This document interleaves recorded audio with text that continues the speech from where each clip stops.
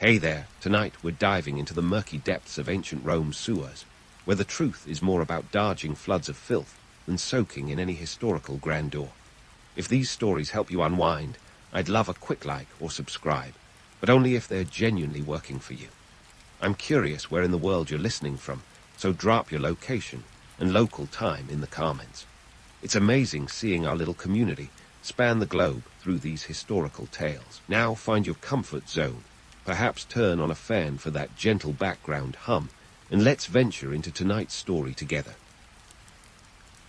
You wake to the charming aroma of, well, something you'd rather not identify, and you realize today's adventure starts in the bowels of ancient Rome, quite literally.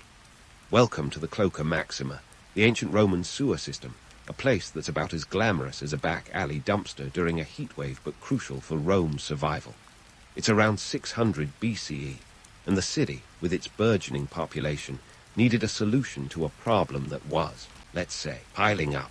The Romans, ever the pragmatists, decided that all roads might lead to Rome, but all waste should lead far, far away from it. Now, before you romanticize the grandeur of Roman aqueducts and baths, let's peel back the marble facade and get to the nitty-gritty. The Cloaca Maxima was one of the world's earliest sewage systems, and despite its unappealing purpose, it was a bit of an engineering marvel for its time. The name itself means greatest sewer, which would be an ironic attempt at branding today. Built initially during the reign of the Etruscan king, Tarquinius Priscus, it was intended to drain the marshes that dotted Rome, and crucially, to whisk away all the human and industrial waste that the growing city produced. The Romans, with their fondness for grand architectural gestures, constructed this vast underground river to not just manage water, but to manage life, or at least the less pleasant aspects of it. The Cloaca Maxima was lined with stone and arched in places, stretching a respectable 800 meters, about half a mile. It was large enough for a small boat to navigate, proving that even the ancients acknowledged the need for a good flush. But let's not get too starry-eyed. Daily life, for those who maintained this system, was no walk in the Forum. Picture this. You're knee-deep in a mucky concoction of human waste, animal entrails, and whatever else the Romans could toss down a drain. The stench, unbearable even by ancient standards. You think today's subway stations in summer are bad? Try this experience on for size. The reality was that despite Rome's advancements, the city was still grappling with sanitation on a massive scale. Decomposing waste bred disease, and it was the job of the lowly workers to brave the depths to keep things flowing smoothly. It wasn't glamorous, but it was essential. The Romans understood that a clean city was a healthy city, and the Cloaca Maxima was their unsung hero, the uncelebrated backbone of the empire's hygiene. Let's debunk a myth while we're at it. The idea that Roman baths were all about luxurious pampering. Sure, they had their marble pools and steamy rooms, but beneath all that elegance was a network of conduits and drains that fed directly into, you guessed it, the Cloaca Maxima.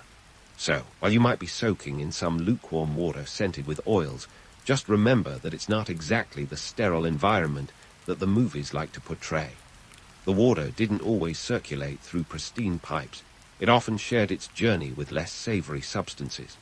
There was, however, a method to this madness. The Roman authorities were acutely aware of the health implications of poor sanitation. They'd learned from their Etruscan predecessors that a city's prosperity could be washed away by a single outbreak of disease. Records suggest that the Cloaca Maxima was continually maintained and expanded over the centuries, becoming more sophisticated as Rome itself grew. The workers, often slaves or low-ranking laborers, were tasked with ensuring it didn't become clogged or overflow, which would spell disaster for the crowded streets above. But let's not kid ourselves. This wasn't some altruistic public health initiative. It was about power and control. A clean city was a stable city, and stability was the bedrock of Roman governance. The emperors and senators weren't too keen on letting the city descend into chaos, especially not over something as mundane as sewage. Keeping the populace healthy and the streets free of filth was as much about maintaining order as it was about public welfare. And while we're on the subject of order, let's address the notion that the Romans were ahead of their time in every aspect. Sure, they had aqueducts and sewers, but these systems were far from perfect. Many Romans still dumped waste in the streets, and public latrines were a breeding ground for disease, with facilities that were more communal than comfortable. The Cloaca Maxima was a step forward, but it was no panacea. Still, it's hard not to admire the Romans for tackling such a monumental task with the tools they had. Imagine constructing such a system without modern machinery. It's a testament to their ingenuity and determination that the Cloaca Maxima, despite its grim purpose, became a cornerstone of Roman infrastructure. And it's not just ancient history. The sewer still functions today, a testament to its solid construction. Talk about a legacy. As the sun rises higher in the sky, bringing with it the heat of a Roman day, you might find yourself wondering how anyone could stand working in such conditions. The answer: they didn't have much choice. For many, this was the only work available, an unglamorous but necessary job that kept the city alive. These workers didn't get the glory of the gladiators or the philosophers, but without them, Rome might have drowned in its own success. So, as you begin your day in ancient Rome, remember that below the sandals of senators and the feet of philosophers lies the true foundation of their world, a labyrinth of tunnels carrying away the detritus of daily life, allowing the city to shine above. The Cloaca Maxima might not be on any grand tour of Roman achievements, but it was as vital to the empire as any temple or triumphal arch. And as we'll explore more in the coming hours, this was only the beginning of the journey through the less than glamorous side of Roman life. So, take a deep breath, if you dare, and get ready to dive deeper into the murky waters of history. As we continue our journey through the underbelly of ancient Rome, let's talk about the part where the Cloaca Maxima really starts to hit the wallet. The ancient Romans might have been all about public works, but maintaining these underground waterways was no small change affair. In fact, it was the kind of costly venture that could make a modern city planner break into a cold sweat and send a contemporary taxpayer running for the hills. Picture this: the cost of maintaining the Cloaca Maxima and its network of smaller tributaries wasn't just about a few sesterces here and there. Oh no, we're talking about a significant chunk of the public budget. The Romans were shelling out what would be equivalent to millions of dollars today to keep this thing running. It was a hefty price tag, and like all good expenses, it trickled down, pun intended, to the average Roman citizen in the form of taxes. Yes, even back then, nothing was certain except death and taxes, and the occasional need to clean out the sewers. But let's not romanticize this as some benevolent public service. The Roman elite had a vested interest in keeping the city's underbelly flowing smoothly, quite literally.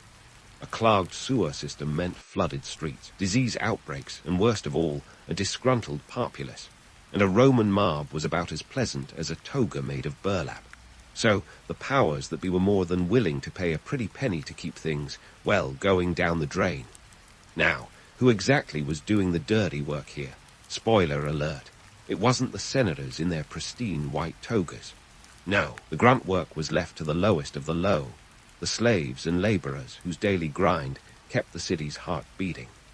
These were the unsung heroes of Roman infrastructure, tasked with crawling through the muck to make sure the city's waste was whisked away efficiently. And let's just say the work conditions were less than ideal. If you've ever complained about your cubicle, imagine swapping it for a tunnel filled with who knows what. The labor force that kept the Cloaca Maxima operational was predominantly made up of slaves, a cheap and abundant resource in Rome's vast empire. These workers were often prisoners of war, captured and brought back to Rome, their chains traded for shovels and buckets.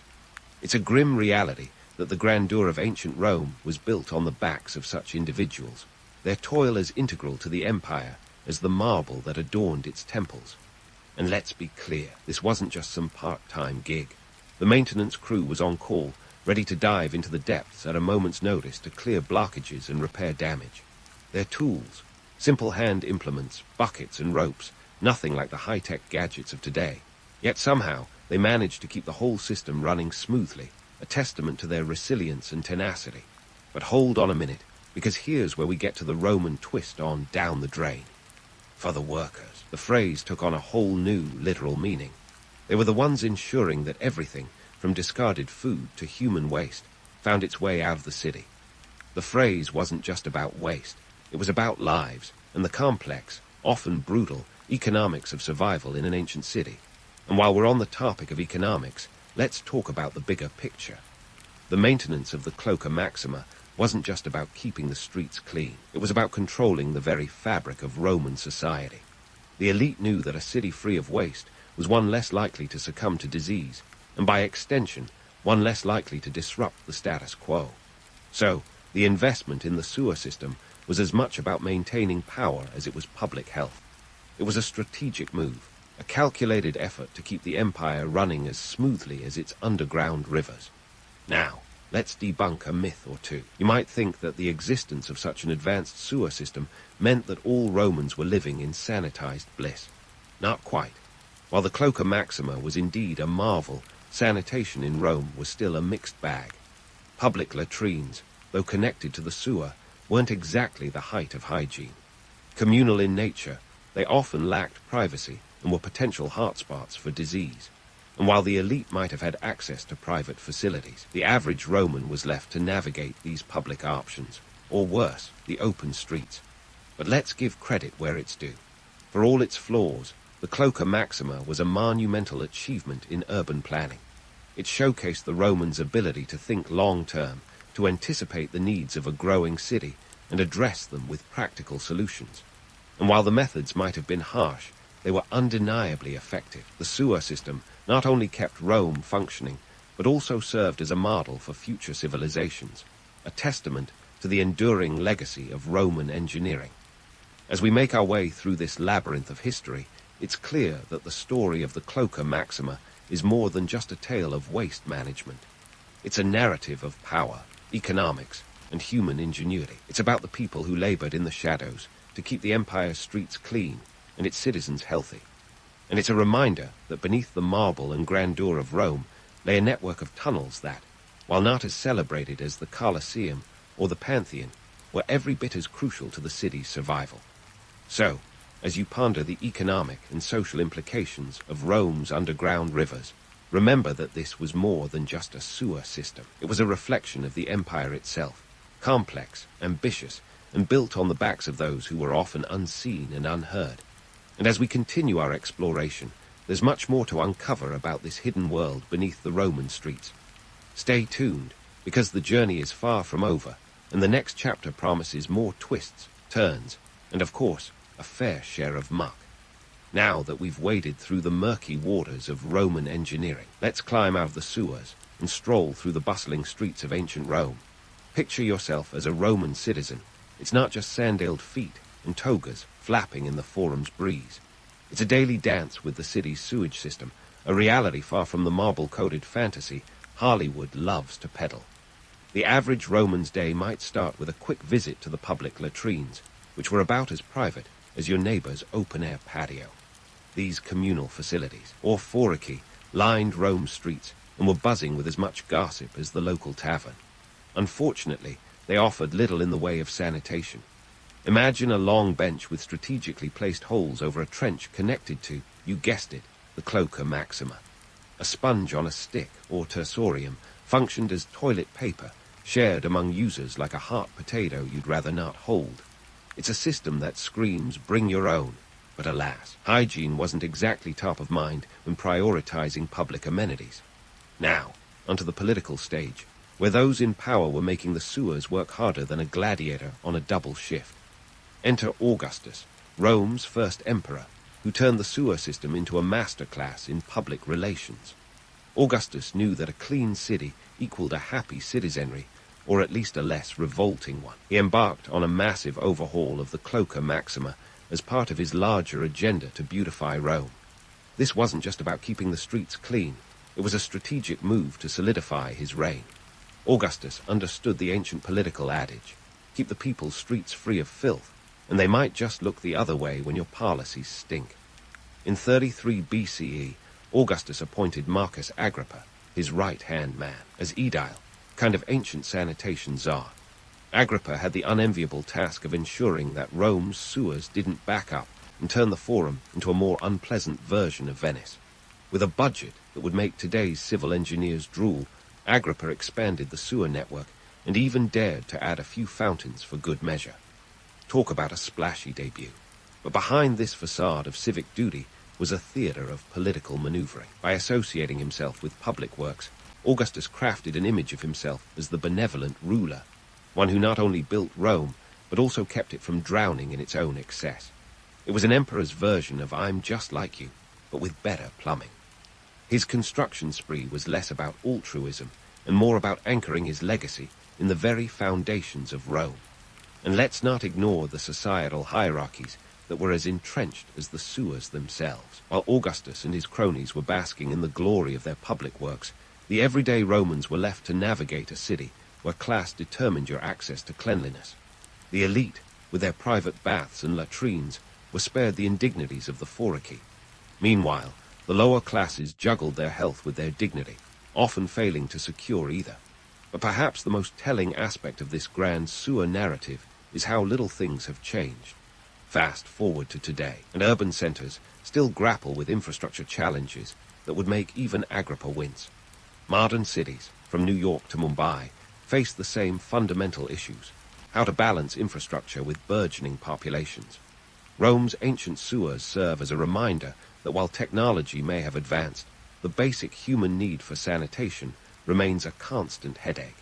And here's another myth ripe for debunking: the notion that the Romans invented sanitation. While they certainly refined it, the concept of sewage management dates back to ancient civilizations like the Indus Valley, which boasted its own sophisticated system 2,000 years before Rome's rise. The Romans, however, took the idea and ran with it, or rather, let it run away down a series of stone-lined channels. But let's circle back to our Roman citizen, who by now might be contemplating a trip to the public baths. These were the social hubs of the city, a place to unwind, but also a microcosm of Roman society, with all its divisions. While the rich luxuriated in private rooms, the masses rubbed elbows, and more, with their peers. Beneath the steam and chatter lurked the ever-present danger of disease, a testament to the imperfect marriage of luxury and necessity.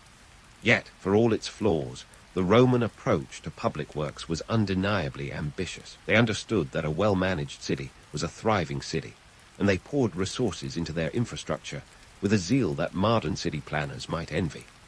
The Cloaca Maxima, for all its grim purpose, was a triumph of Roman engineering, a lasting legacy that still hums beneath the streets of Rome today. As we leave the daily grind of our Roman citizen and their sewer-centric life, it's clear that the story of Rome's sanitation is far from over. This tale of subterranean rivers and political savvy is a reminder of the enduring power of infrastructure, not just to shape cities, but to define civilizations. So, stick around, because there's more to uncover in the next chapter of Rome's underground saga, where we'll delve deeper into the social and political currents that flowed alongside the city's waste. It's a journey filled with insight, intrigue, and perhaps a splash of irony, pun intended. And so, as we wander through the gritty reality of Roman life, let's plunge into the murky, bacteria-laden waters of the Cloaca Maxima. Trust me, the greatest sewer was so much more than just an elaborate drainage system. It was a veritable petri dish for all manner of ancient nasties, and the health risks were as rampant as a toga-wearing marathon. First off, let's talk disease, a word that probably sent shivers down the spine of every Roman who didn't have the luxury of their own private bath. The Cloaca Maxima, for all its architectural brilliance, was a breeding ground for disease. With human waste flowing alongside industrial runoff, the sewers were a hotbed for bacteria that would have made Louis Pasteur break out in a cold sweat. The proximity of waste to water supply was less of a concern back then, given that germ theory wouldn't even be a glint in a scientist's eye for another 18 centuries. Take cholera, for instance. This lovely little bacterium thrives in contaminated water, and in ancient Rome, water contamination was practically a city sport. While we don't have explicit records of cholera outbreaks, it's likely that diseases of this nature were as common as sandals in the Forum. Roman citizens might have bathed in public baths, but they were also bathing in an invisible sea of pathogens. Talk about a dirty little secret. And then there were the latrines, those communal gathering spots that doubled as conversational hubs and disease incubators. The lack of privacy wasn't just a hit to your dignity, it was also an open invitation for infections. The shared sponge-on-a-stick, or tersorium, was less a cleaning tool and more a communal swap meet for bacteria. It's a wonder anyone survived long enough to complain about the lack of personal space. Now, Let's not forget the uninviting wildlife that called the sewers home. Rats, those perennial party crashers of human history, found the Roman sewers to be a veritable paradise. They scurried through the tunnels like tiny, disease-ridden Olympians, spreading the plague and other delightful maladies wherever they went. If the Romans had a mascot for public health hazards, it would surely be the rat, whiskers, beady eyes, and all. Add to that the fact that the sewers also hosted snakes and insects, and you've got yourself a subterranean safari that no one asked for. These critters weren't just nuisances. They were vectors, gleefully spreading disease through the interconnected web of Roman life. Forget your idyllic visions of Roman villas and sunlit gardens. Below the surface, it was a different, much darker story. But let's climb back up from the belly of the beast and consider the broader implications of all this. The Romans, for all their engineering prowess, were playing a constant game of cat and mouse with public health. They knew that a city's prosperity could be undone by a single outbreak, yet their solutions were a mix of brilliance and blind spots.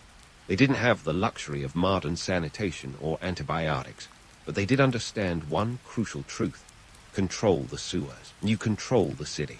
The Cloaca Maxima was more than just a sewer. It was a barometer of Rome's health, and by extension, its power. A functioning sewer meant a functioning city, and that was something the emperors understood all too well. The political stability of Rome was often mirrored in the state of its sanitation systems.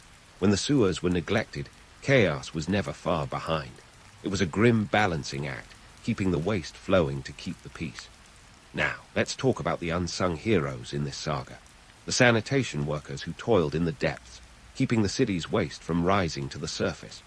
These laborers, often slaves or the poorest of the poor, faced the daily grind of clearing blockages and repairing damage in conditions that would make the most hardened New Yorker wince. Their tools were rudimentary, nothing more than hand implements and a healthy dose of grit. These workers didn't just deal with physical hazards, they were also exposed to the very diseases they were trying to prevent. It was a cruel irony that those most responsible for maintaining the city's health were often the most vulnerable to its dangers. The sanitation workers of Rome were the epitome of unsung heroes, toiling away in anonymity while the city above them thrived. In modern times, we might take our sewage systems for granted, but in Rome, it was a daily battle against the forces of nature. The advances in public health since then are monumental. Today, we enjoy clean water and sanitation that would have seemed like science fiction to the Romans. But it's worth remembering that these advances came at a price, built on the backs of those who labored in the shadows, unseen and uncelebrated. So, as you contemplate the marvels of Roman engineering, remember that beneath the grandeur lay a world as complex and perilous as any. The Cloaca Maxima wasn't just a sewer. It was the city's lifeline, a testament to the ingenuity and resilience of a civilization that dared to tackle the muck head-on. And as we continue our journey through this labyrinth of history, there's more to explore in the intertwined tales of power, sanitation, and survival. Stay tuned, because the story is far from over, and the next chapter promises even more intrigue and insight. As we emerge from the shadowy depths of Rome's ancient sewers, blinking in the sunlight of historical hindsight, let's pause to appreciate the legacy of the Cloaca Maxima, both the triumphs and the tribulations. This was more than just an engineering feat. It was a testament to the Romans' ability to wrangle civilization from chaos, albeit at a cost that often went unnoticed by the marble-loving elite above. The Cloaca Maxima wasn't just a sewer. It was Rome's underground lifeline, a testament to the city's relentless ambition. Built around 600 BCE, this marvel stretched over half a mile, or roughly 800 meters if you're measuring in modern terms. It's one thing to construct roads and aqueducts visible to all, but tunneling through the earth to whisk away your city's less savory byproducts. That's a different kind of commitment. But let's not get too misty-eyed about Roman ingenuity just yet. While the sewers kept the city from drowning in its own filth, they were also emblematic of Rome's darker side. The workforce maintaining this subterranean wonder, predominantly slaves. Captured from conquered lands, these individuals were forced into the bowels of the city, armed with nothing more than rudimentary tools and a grim determination. It's a brutal reminder that beneath the gleaming facade of Roman civilization lay a foundation built on exploitation. Financially, the Cloaca Maxima was no small drain on resources, pun fully intended. Maintenance costs chewed through what would be millions in today's dollars, funded by hefty taxes that kept the average Roman's wallet as light as a feather. The elite, of course, had their own private waste disposal systems and didn't feel the pinch quite so acutely. Classic case of the rich getting richer, while others got stuck with the bill. Some things never change, right? Let's debunk one final myth, the notion that Rome's sanitation was a model of perfection. While the Cloaca Maxima was indeed an impressive structure, it was a far cry from the pristine image often portrayed. Public latrines, for instance, were breeding grounds for disease, and the transition from private to public facilities was more about necessity than luxury. The sewers were as much about controlling the population as they were about cleanliness. A city free from the stench of squalor was less likely to erupt in rebellion. Augustus knew this, and his investment in Rome's infrastructure was as much a political maneuver as it was a public service. Yet, despite its flaws, the Cloaca Maxima remains a symbol of Roman tenacity. It's still functional today, a testament to the durability of ancient engineering. Modern cities might have their high-tech waste management systems, but few can boast a sewer that's been operational for over 2 millennia. And while we may never know the names of those who toiled in its depths, their legacy flows beneath our feet, a reminder of the human cost behind every great achievement. The Romans understood that a city's success was measured not just by its grandeur, but by its ability to sustain life at every level. Their sewers were an integral part of that equation, a silent partner in the empire's glory. So, next time you flush your toilet, spare a thought for the Cloaca Maxima and the unlikely heroes who kept it running. They might not have statues or monuments, but their contribution was no less monumental. As we wrap up our day-long journey through the muck and mire of ancient Rome, one thing is crystal clear. You wouldn't last a day in those sewers. The filth, the stench, ever-present threat of disease. It's enough to make even the hardiest among us appreciate our modern plumbing. So, the next time you gripe about a clogged pipe or a leaky faucet, remember the Cloaca Maxima and count your blessings. Because if there's one lesson to take away from this odyssey, it's that true progress often begins in the most unlikely of places, like a sewer. And while the Romans may have laid the groundwork, it's up to us to keep the water flowing, the waste at bay, and history alive in our hearts and minds. Ancient economies were less about exchanging goats for chickens, and more about weaving a complex web of trade networks that would make even the most seasoned Wall Street trader sweat bullets. Forget the romanticized vision of villagers casually swapping goods. The reality was a tangled mess of trade routes, emerging currencies, and believe it or not, the occasional financial innovation. Let's peel back the layers of dust on these ancient monetary systems and see how civilizations managed to keep the economic wheels turning without a single stock market crash. First things first, let's talk about bartering. While it sounds quaint, the notion that ancient societies thrived solely on trading goods like food for textiles is a bit of a misrepresentation. Sure, bartering was a thing, especially when money was more of a concept than a reality, but it was far from the freewheeling swap meet of history class legends. In truth, bartering was a logistical nightmare. Imagine trying to trade a cow for a sack of grain when the grain seller needs a potter, not a farmer. This is why early trade relied heavily on intermediaries and trade networks that made modern Amazon logistics look like a cakewalk. Now, enter the Lydians around 600 BCE, the rock stars of ancient economic innovation. These folks were fed up with the inefficiencies of bartering and decided to make life easier by inventing coinage. They minted the first coins out of electrum, a naturally occurring alloy of gold and silver, and slapped a lion's head on one side. Coins could be exchanged easily, had intrinsic value, and were far more convenient than lugging around bushels of grain. These tiny discs of metal changed the game, making transactions quicker and trade routes more efficient. Coinage spread like wildfire, and soon everyone from the Greeks to the Persians was minting their own currency. And speaking of trade routes, let's talk about the mighty Silk Road.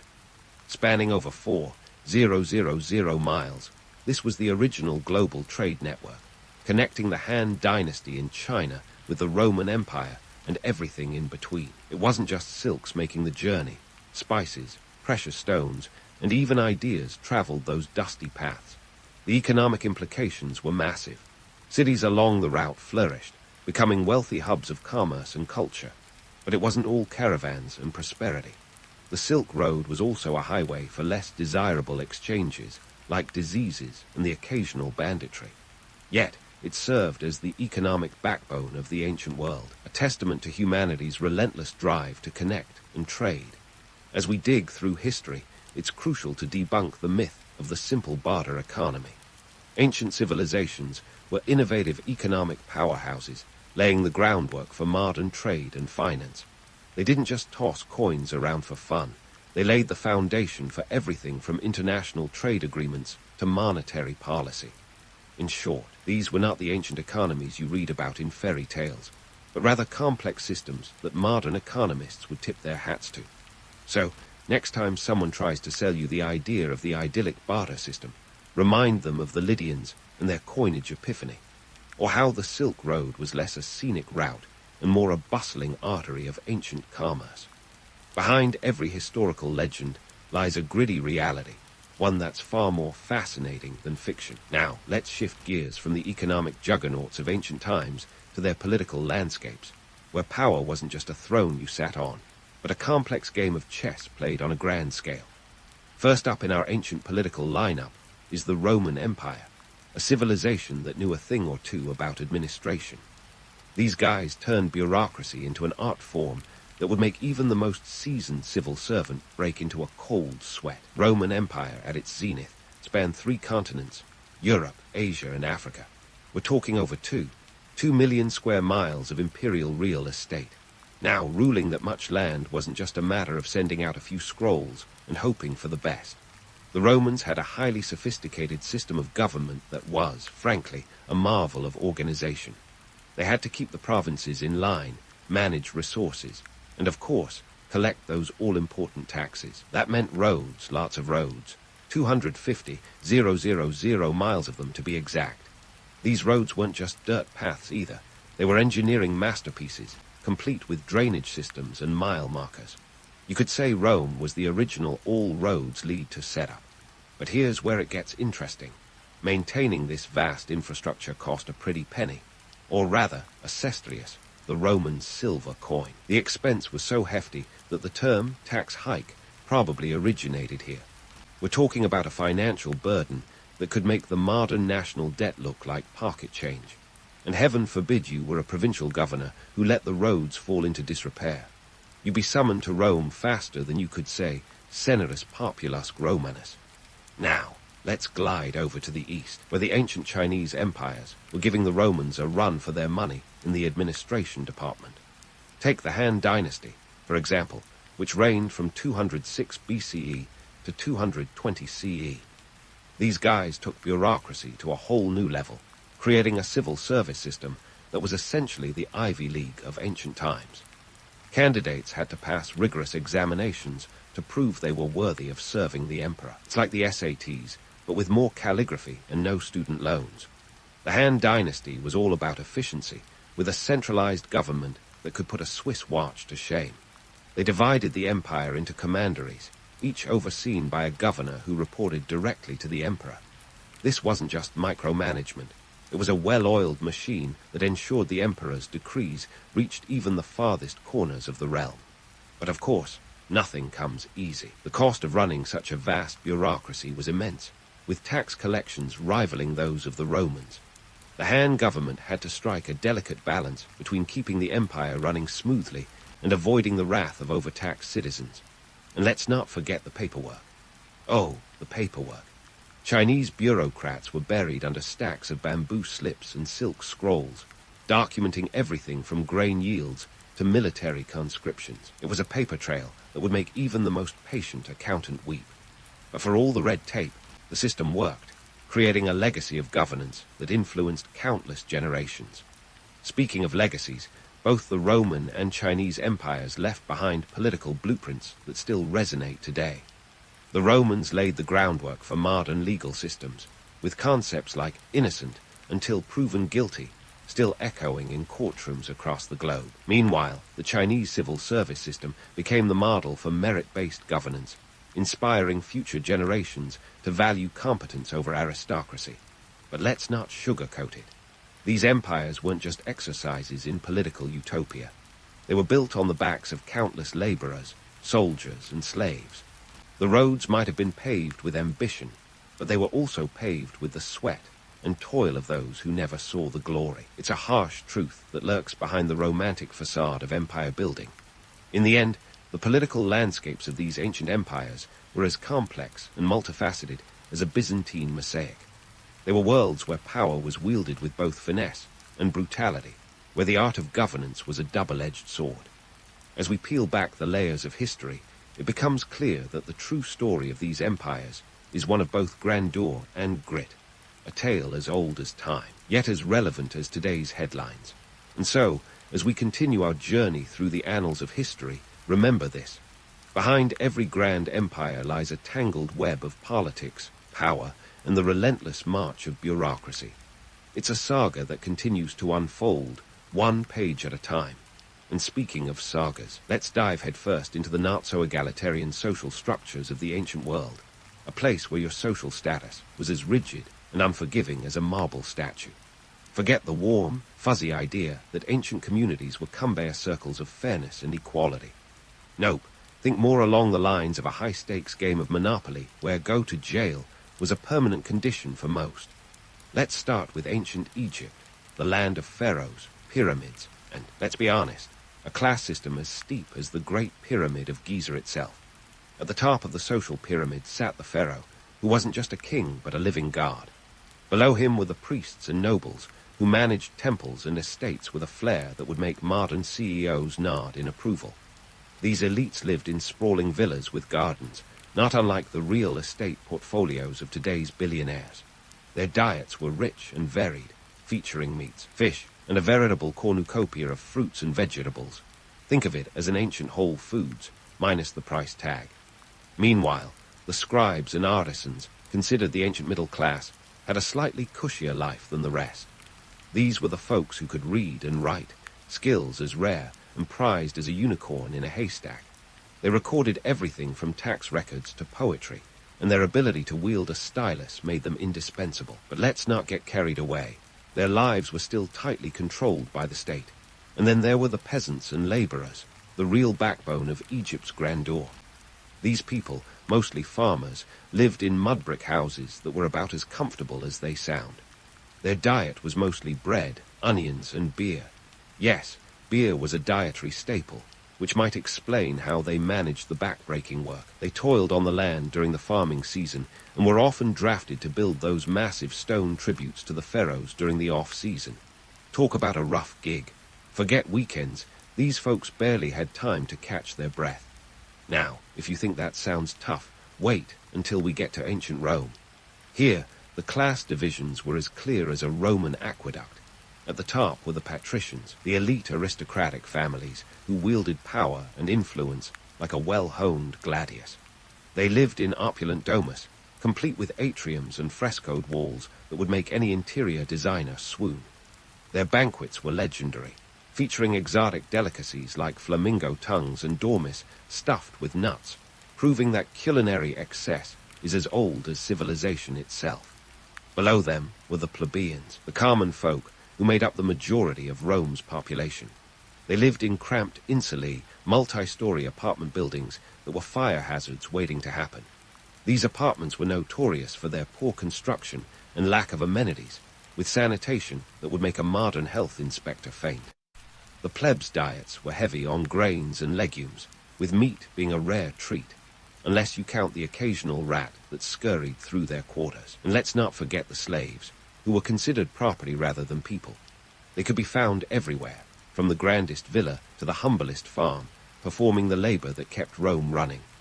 Their lives were a constant grind, with few legal rights and little hope for freedom.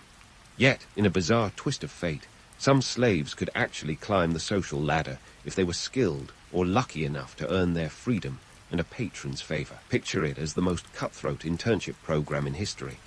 Swinging over to ancient China, the social hierarchy was as meticulously organized as their famed terracotta army. At the pinnacle were the emperor and the imperial family, followed by a rigid class system that included nobles, scholars, and peasants.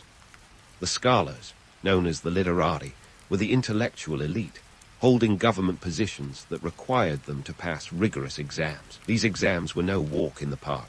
They covered everything from Confucian classics to obscure poetry, and failing them meant a lifetime of obscurity. The peasants, on the other hand, were respected for their role in producing food, but lived grueling lives. They worked the fields from dawn till dusk, enduring harsh conditions and the occasional famine. Their homes were simple, mud and straw affairs that offered little respite from the elements, but don't mistake their lives for some pastoral idyll. It was a constant struggle to survive, with taxes and corvée labor hanging over them like a sword of Damocles. So, where does this leave us? Well, if you've ever romanticized ancient societies as utopias of equality and opportunity, it's time to pop that bubble. These were worlds where social mobility was as elusive as a mirage in the desert, and the gap between the haves and have-nots was as wide as the Nile. Sure, there are tales of individuals who rose from humble beginnings to greatness, but those stories are the exceptions, not the rule. The truth is, ancient social structures were about as flexible as a granite obelisk. They were built on the foundations of inequality, with the elite enjoying lives of luxury while the rest toiled in relative obscurity. It's a sobering reality that reminds us that, while history may be full of grand tales and legends, the everyday lives of most people were a far cry from the glorious narratives that have survived through the ages. And as we ponder these ancient hierarchies, let's not forget the human side of history, those countless individuals whose lives were shaped by the whims of the powerful and the unyielding structures of their time. Their stories, though often untold, form the backbone of our shared past. They are the silent witnesses to history's grand pageant, reminding us that behind every emperor and pharaoh were thousands who lived, worked, and dreamed of something more. As we move forward, let's keep these stories in mind, peeling back the layers of legend to reveal the gritty, fascinating reality beneath. Because in the end, it's the untold stories of the many, not just the tales of the few, that truly shape the course of history. As we shift from the social hierarchies that kept ancient societies rigidly stratified, let's wade into the muddy waters of military might, those grand displays of power that were as much about keeping status quo as they were about conquest. In the ancient world, military prowess was the jazz hands of politics, ensuring everyone knew who was boss. But behind the gleaming armor and epic tales of heroism lay a web of logistics and costs that could make your head spin faster than a Spartan spear. First stop on this military tour, the Persians. Picture this, a vast empire stretching from the Indus River in the east to the shores of the Mediterranean in the west, all under the watchful eye of the Achaemenid dynasty. Maintaining control over such a sprawling domain required an army that could, quite literally, march across continents. Enter the Persian military machine, a behemoth that reportedly mustered over 300,000 soldiers at its peak. That's right, Xerxes I didn't just wake up one day and decide to take a stroll into Greece with a few pals. This was a full-blown production, and those soldiers didn't come cheap. Maintaining this gargantuan army was like running a small country. Consider the logistics. Feeding, arming, and transporting these troops was a Herculean task. Some historians estimate that the cost of maintaining the army could have been as high as a third of the empire's revenue. This isn't just pocket change we're talking about. It's the kind of expenditure that would make modern defense contractors salivate. The Persian Empire's vast wealth from its satrapies was funneled into this military juggernaut, but even then, cracks appeared, as seen in the infamous Battle of Thermopylae. Despite outnumbering the Greeks, the Persians learned that sheer numbers weren't always the trump card. The narrow pass nullified their advantage, turning what should have been a cakewalk into a historical blunder that's still analyzed in military academies today. Now, if you thought the Persians were the only ones with a penchant for military excess, allow me to introduce you to the Romans, the original empire builders with an engineering fetish. The Roman legions were the Rolls-Royce of armies, renowned for their discipline and tactical prowess. But quality comes at a price. By the 2nd century CE, the Roman Empire had roughly 30 legions, each consisting of about 5,000 men. That's 150,000 well-trained soldiers, not including auxiliaries and support staff. The financial burden of this military apparatus was staggering, with military expenditure consuming about a third of the Roman budget. But what about the human cost? These soldiers weren't just faceless pawns in togas. They were individuals who left behind families and farms to serve the empire. Military life was tough, with long campaigns and the constant threat of battle. Yet for many, it was also a path to social mobility. Roman soldiers could earn land, citizenship, and the kind of respect that only came with a gladius in hand. However, the romance of the noble legionary often glosses over the grim reality of life on campaign: disease, starvation, and the ever-present spectre of death. It's a reminder that the glory of Rome was built on the backs of those who fought in its name. And let's not forget the technological innovations that came out of these military endeavors.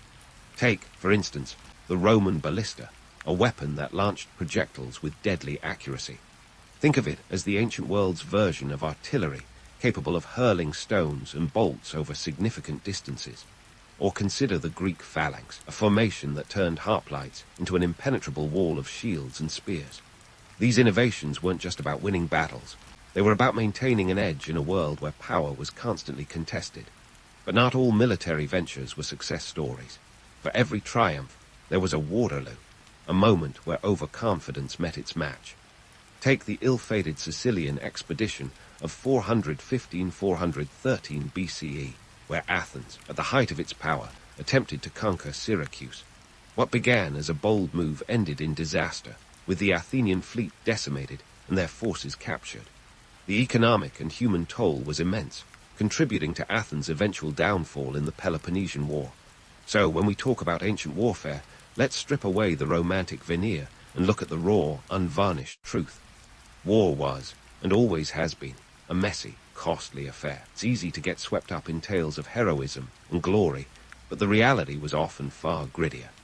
Behind every legendary battle was a supply chain struggling to keep up, an economy stretched to its limits, and soldiers who were more than just numbers in a strategy game. They were real people, caught in the gears of history, their stories often overshadowed by the grand narratives of empires. As we ponder these military endeavors, it's crucial to recognize the lessons they offer. Ancient warfare wasn't just about victory or defeat.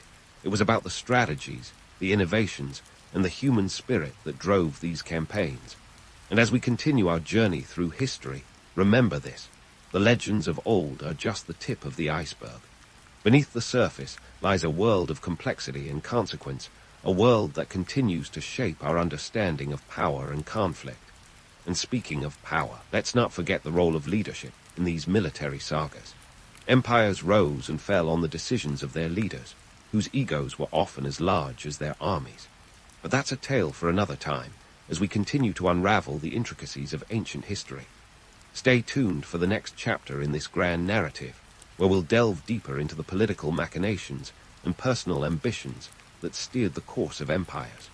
Because if there's one thing history has taught us, it's that while battles may be won or lost, the struggle for power is eternal.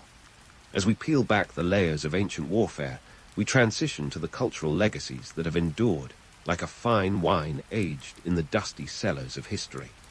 These ancient cultures may have been as brutal as a gladiatorial match, yet they left behind innovations that continue to shape our world today. Let's dive into the paradox of civilizations that could build architectural wonders while wielding swords with equal enthusiasm.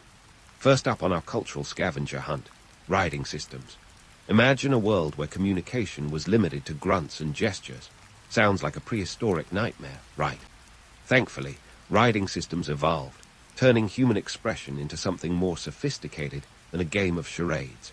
Around 3200 BCE, the Sumerians of Mesopotamia were the rock stars of this evolution, developing cuneiform, a script that involved impressing wedge-shaped marks onto clay tablets.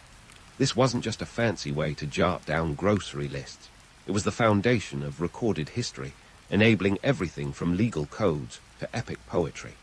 Fast forward to ancient Egypt, where hieroglyphics became the Instagram of the Nile. These pictorial symbols weren't just pretty pictures. They were a complex script that chronicled everything from royal decrees to religious texts. And let's not forget the Rosetta Stone, discovered in 1799, which became the key to deciphering these enigmatic symbols and unlocking the secrets of a civilization that flourished for over 3 millennia.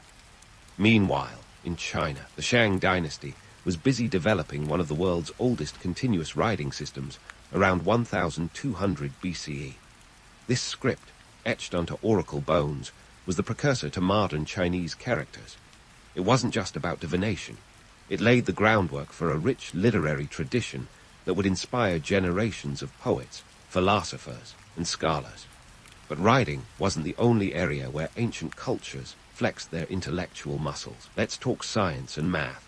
The Greeks were the original mad scientists, with figures like Pythagoras and Euclid laying the groundwork for geometry. Pythagoras, with his theorem that's haunted high school students for centuries, wasn't just a mathematician. He was a philosopher who believed numbers were the essence of all things. Meanwhile, Euclid's Elements became the go-to geometry textbook for over 2,000 years.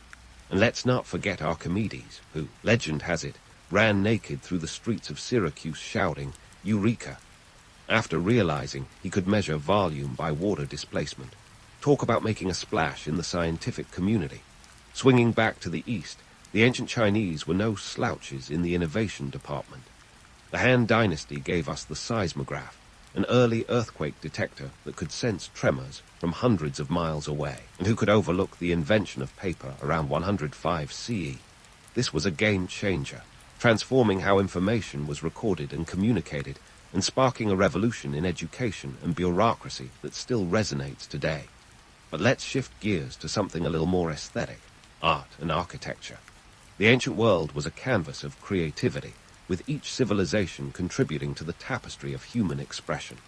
In Greece, the Parthenon stood as a symbol of architectural perfection, its Doric columns and intricate friezes inspiring countless imitations.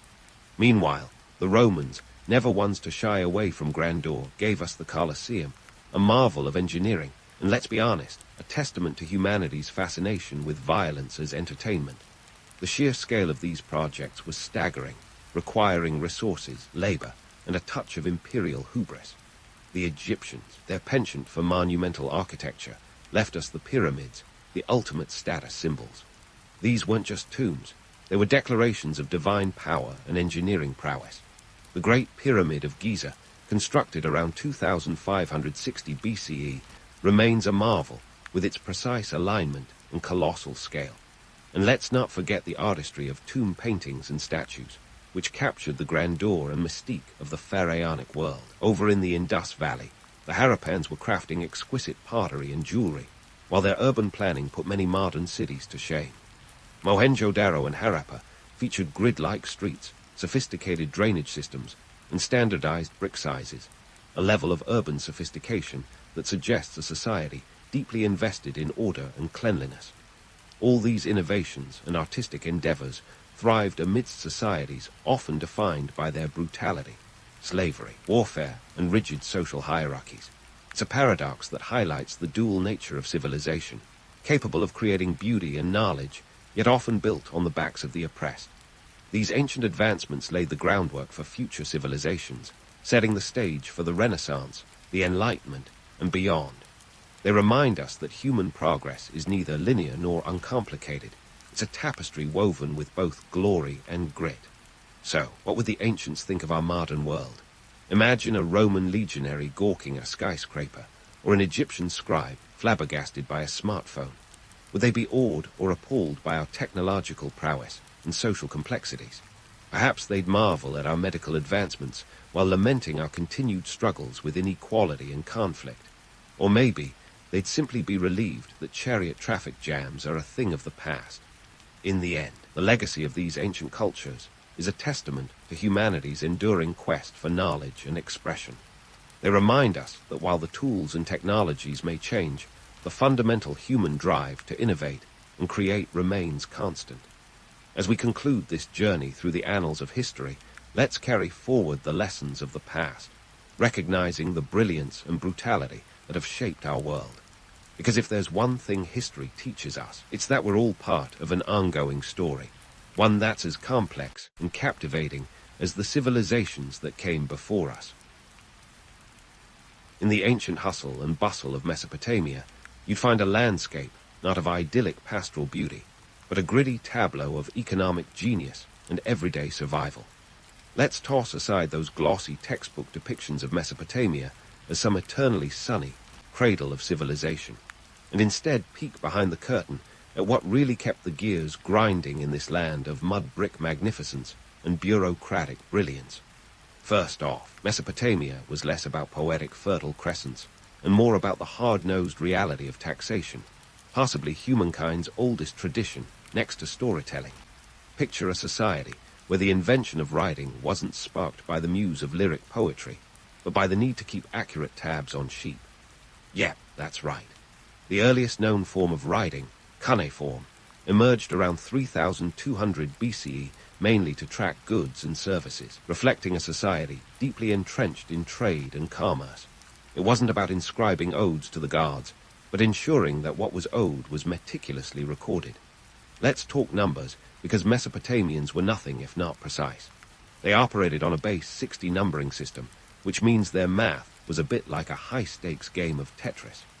This system, despite its complexities, laid the groundwork for their sophisticated economic transactions, and transactions there were.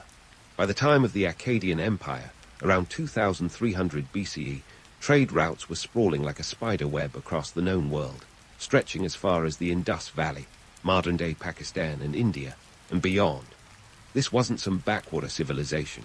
It was a buzzing hub of commerce and cultural exchange. Now, while the romantic notion of freewheeling merchants and bustling bazaars might excite the imagination, let's not forget the nitty-gritty daily life.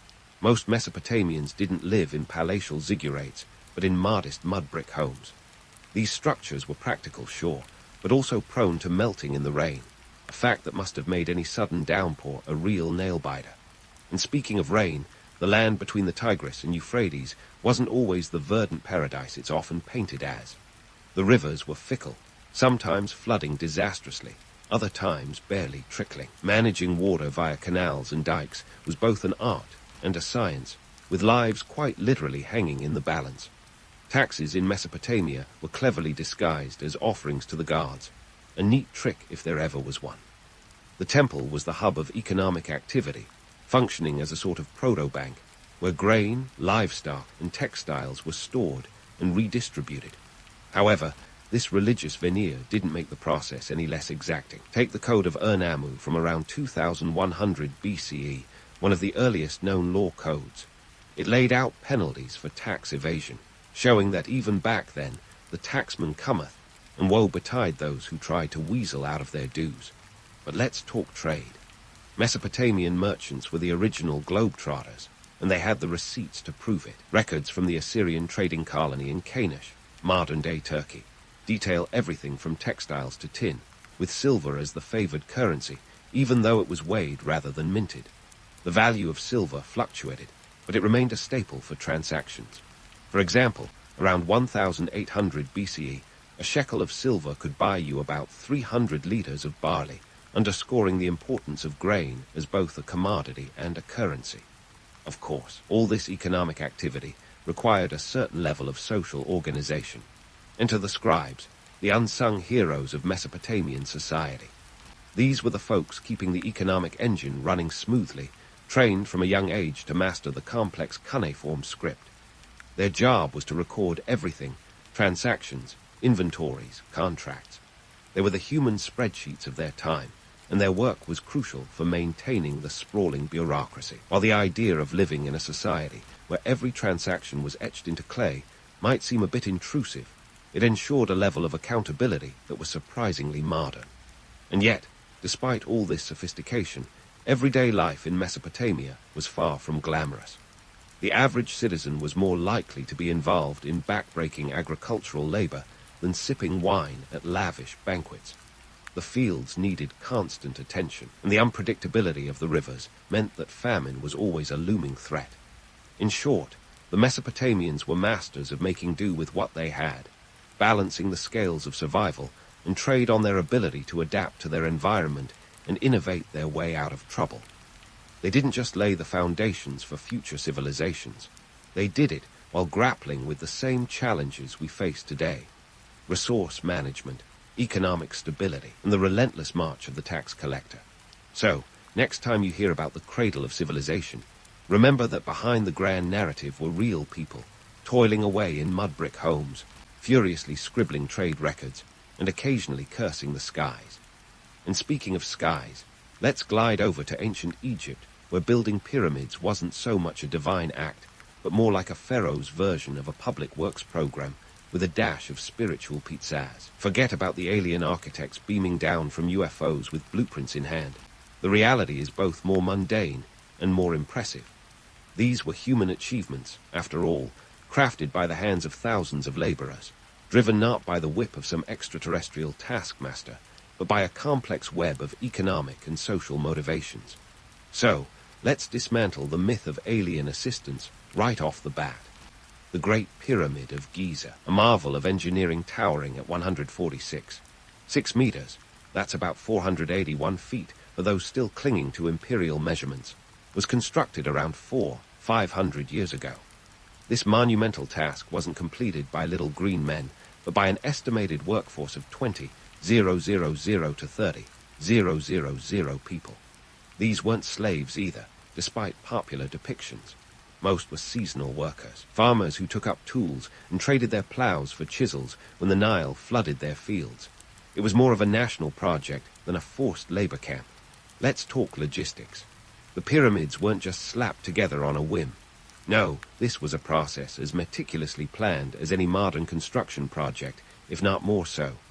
Workers needed a steady supply of food, shelter, and tools. Recent archaeological finds suggest that a well-organized infrastructure was in place, complete with barracks and dining halls capable of serving roughly 4,000 pounds of meat a day. That's a carnivorous feast worthy of a medieval banquet, all to fuel the workforce that was essentially the economic engine of its time.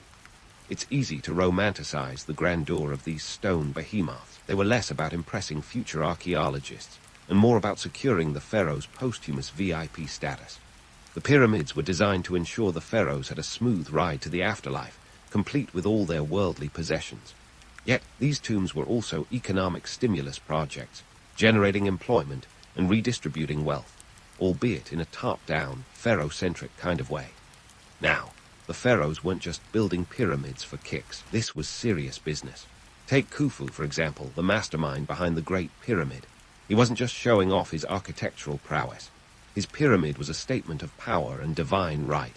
Building it required a staggering amount of resources, an estimated 3 million blocks of stone, each weighing between 5 and 15 tons, had to be quarried, transported, and placed with laser-like precision. The logistics of transporting these stones, many from quarries over 500 miles away, would make any modern supply chain manager break into a cold sweat. The organization was key. The Egyptians devised a system of ramps and levers to maneuver these massive stones. Imagine a giant conveyor belt of human power, overseen by skilled engineers who dictated the pace and precision of the entire operation. This wasn't just about brute force. It was about sophisticated engineering and social organization. The economic implications were enormous. Building a pyramid wasn't just a drain on resources. It was a way of using surplus labor during the flood season when farming was impossible. It was a clever strategy to keep the economy humming and the populace occupied. There was no room for idleness in ancient Egypt. Everyone had a role, and the pharaoh ensured it. As for the pharaohs themselves, they were more than just divine rulers. They were the ultimate project managers.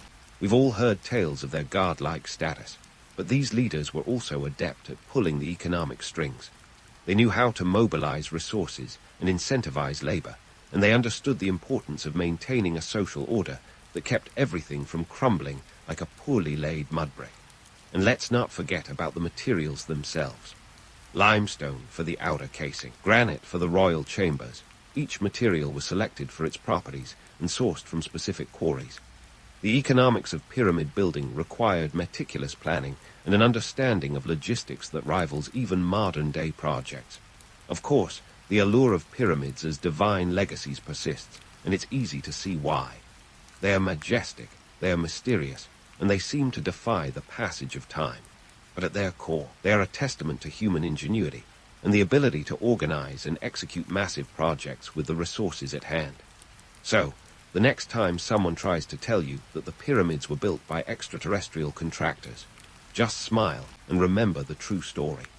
Thousands of humans, driven by a mix of duty, opportunity, and a bit of divine hope, working under the blistering Egyptian sun to create something that would stand for millennia. And while the pharaohs may have been the faces of these monumental undertakings, it was the collective effort of an entire society that truly shaped these wonders. Stay tuned, because we've only just scratched the surface of ancient Egypt's complex economic tapestry. There's more to explore as we unravel the political machinations and social dynamics that fueled the rise, one of history's most iconic civilizations. As we leave the sun-baked sands of Egypt behind, let's hop across the Mediterranean to the bustling world of ancient Greece, where democracy was born.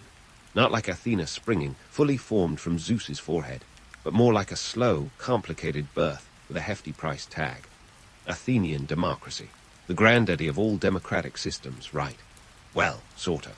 It's often painted as an ancient utopia where wise citizens gathered to debate the issues of the day. But peel back the layers of marble and rhetoric, and you find a system that was as exclusive as a trendy club with a bouncer named Socrates. Let's start with the fine print. Athenian democracy wasn't exactly people power for all.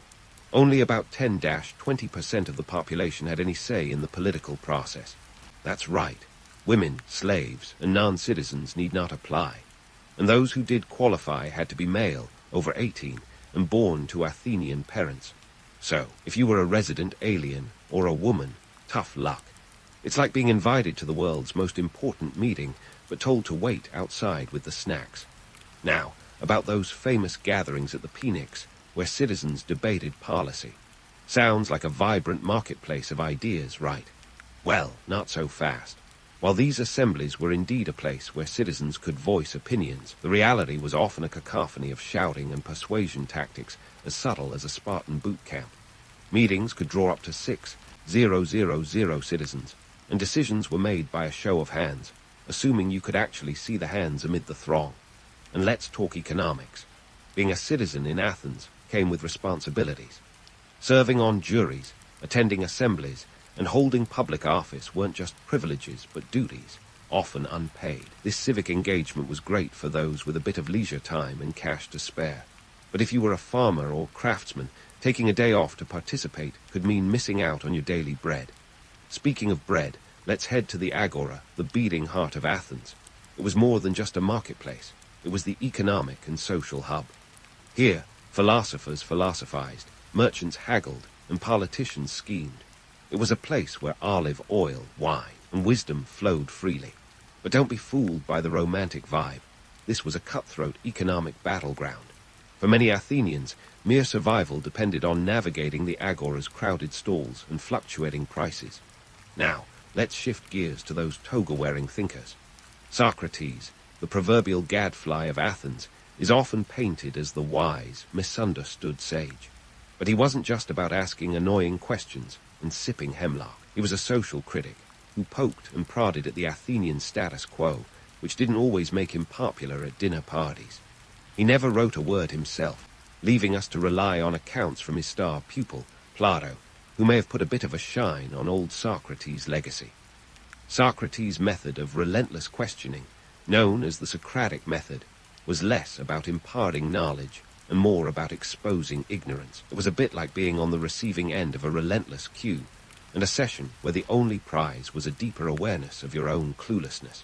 While his approach inspired future generations of thinkers, in his own time, it earned him a one-way ticket to trial on charges of corrupting the youth and impiety.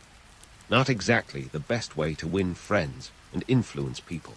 But let's not throw the philosophical baby out with the bathwater. Socrates and his ilk did leave a lasting impact on Western thought, even if their immediate contributions to society were more about stirring the pot than solving the soup. The Athenian democracy may have been imperfect and exclusionary, but it laid the groundwork for modern political systems. And those philosophers, with their piercing questions and heady debates, set the stage for intellectual inquiry that continues to this day. So, while the image of an enlightened Athens populated by democratic citizens and thoughtful philosophers is appealing, the reality was a bit more nuanced. The democracy was limited, the economy precarious, and the philosophers as likely to be heckled as heeded. Yet out of this chaos came ideas and systems that would shape the future of governance and thought. As we move forward, let's not forget to question what we think we know, just as Socrates would have liked. Next up, we'll dive into the Roman Empire, where we'll explore how a republic transformed into an empire and the economic and social forces that drove this monumental shift. Stay tuned for more tales of ambition, power, and the occasional toga malfunction.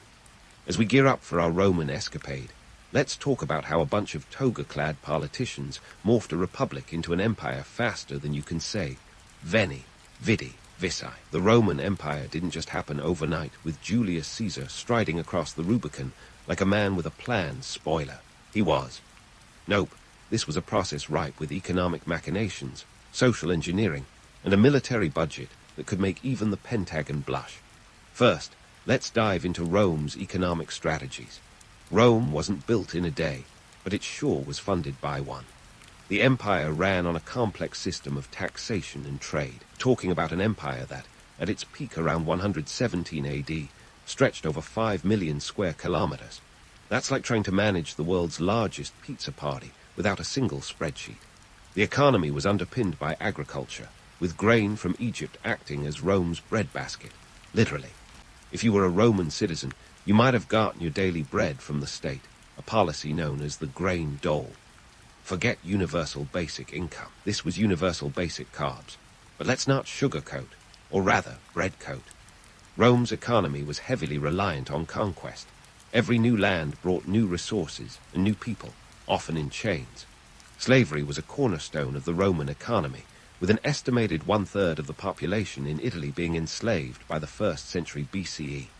If you were an enemy of Rome, your career prospects might include being sold at a slave market, or worse, becoming a gladiator. Talk about a career path with a sharp learning curve. Rome's military expenses were astronomical. The legions weren't just troops, they were the backbone of Roman might, with around 28 legions totaling some 150,000 soldiers at the empire's height. Each legion was a mini-economy, needing food, armor, and weapons, all paid for by the state. The Roman military budget was akin to an ancient black hole, consuming resources at a staggering rate. To fund this, Rome needed money, lots of it. Cue the taxes. And if you were a Roman citizen, you might have wondered if the homeland security was worth the dent in your denarius. But Rome's military machine wasn't just about brute strength.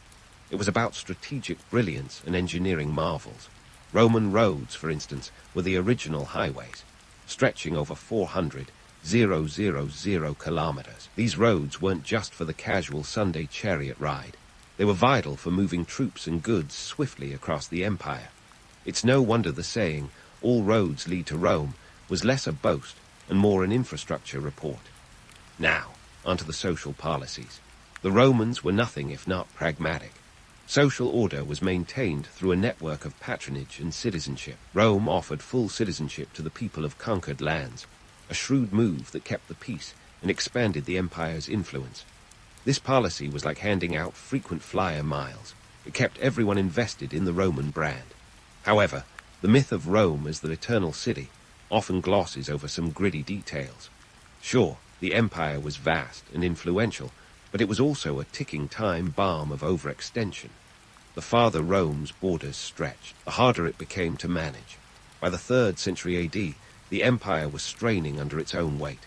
The economy couldn't keep up with the military demands, and corruption seeped into every level of government faster than wine at a bacchanalia. No discussion of Rome would be complete without mentioning the infamous emperors. Take Nero, for instance, often remembered for his fiddle and flames routine while Rome burned. In reality, there's no evidence he played anything other than power games, but his reign certainly highlighted the perils of absolute power. The Roman emperors wielded more authority than any modern-day CEO, and their whims could, and did, reshape history. Let's not forget Caligula, who tried to appoint his horse as consul. If you think your office politics are bad, imagine explaining the concept of a voting quorum to a stallion. And then there's the matter of decadence. The Romans were known for their opulent lifestyles, from lavish banquets to extravagant architecture. The Colosseum, completed in 80 AD, was a testament to both Roman engineering and their appetite for entertainment. With a capacity of 50,000 spectators, it was the ultimate venue for public spectacles, from gladiatorial contests to mock naval battles. The latter involved flooding the arena, an impressive feat of hydraulic engineering, if not a flagrant misuse of resources. Yet, even as these grand displays of wealth and power captivated audiences, they masked deeper issues. The reliance on slavery, the burdensome taxes, and the constant warfare were not sustainable. As the empire expanded, so did the cracks in its foundation. By the time of the 3rd century crisis, Rome was like a juggler with too many flaming torches, impressive but perilously close to disaster. In conclusion, oh wait, we're not concluding just yet. This Roman saga is far from over, and we've got more emperors, intrigues, and economic escapades to unravel. We've just begun to peel back the layers of Rome's grand narrative, where history and myth intertwine like vines in a Bacchic revelry. So, hang tight as we continue to explore the might, majesty, and eventual muddles of the Roman Empire. Stay tuned for more tales of ambition, decadence, and the occasional toga malfunction. Yes, again. It's a recurring theme in Roman fashion faux pas. So, as we navigate through the toga-clad chaos that was Rome, let's not forget that all roads of ancient history eventually lead us back to the present. It's time to talk about the lasting ripple effects of these ancient heavyweights and how their playbooks still echo in today's world. Spoiler alert. Human nature hasn't changed all that much since those stone-cold days of pyramid building and Senate bickering. First up, the economic strategies. Ancient economies were like the original startup culture, scrappy, resourceful, and occasionally teetering on the brink of glorious disaster. Let's take a page out of Mesopotamia's book, where the invention of writing wasn't for sonnets, but for spreadsheets. This bureaucratic brilliance laid the groundwork for modern record-keeping. Today, whether you're filing taxes or making a shopping list, you're channeling a bit of that ancient scribe energy. And while our tools have evolved from clay tablets to cloud storage, the fundamental idea of keeping tabs on goods and services remains unchanged. Speaking of taxes, our ancestors were champions of creative tax strategies. Mesopotamian offerings to the gods, Egyptian labor during flood seasons, and Roman grain doles were all ingenious ways to keep the cash, or barley, flowing. Fast forward to today, and we see echoes of these strategies in everything from tax breaks to public works projects. The concept of redistributing resources to maintain social stability is as old as civilization itself, proving that the taxman has always been a constant companion in humanity's journey. Now, let's address the political landscape.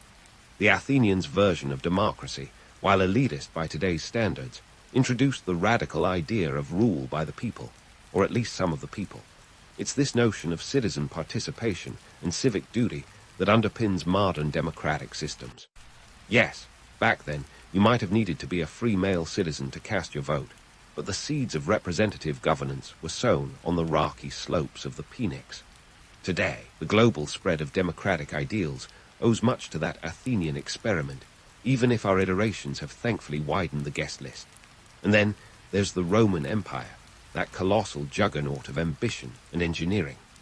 Rome's expansive infrastructure projects, like its vast network of roads, are the ancient precursors to today's global highways and railways. The Romans understood that connectivity was power, a lesson not lost on our modern world, with its internet superhighway and international trade routes.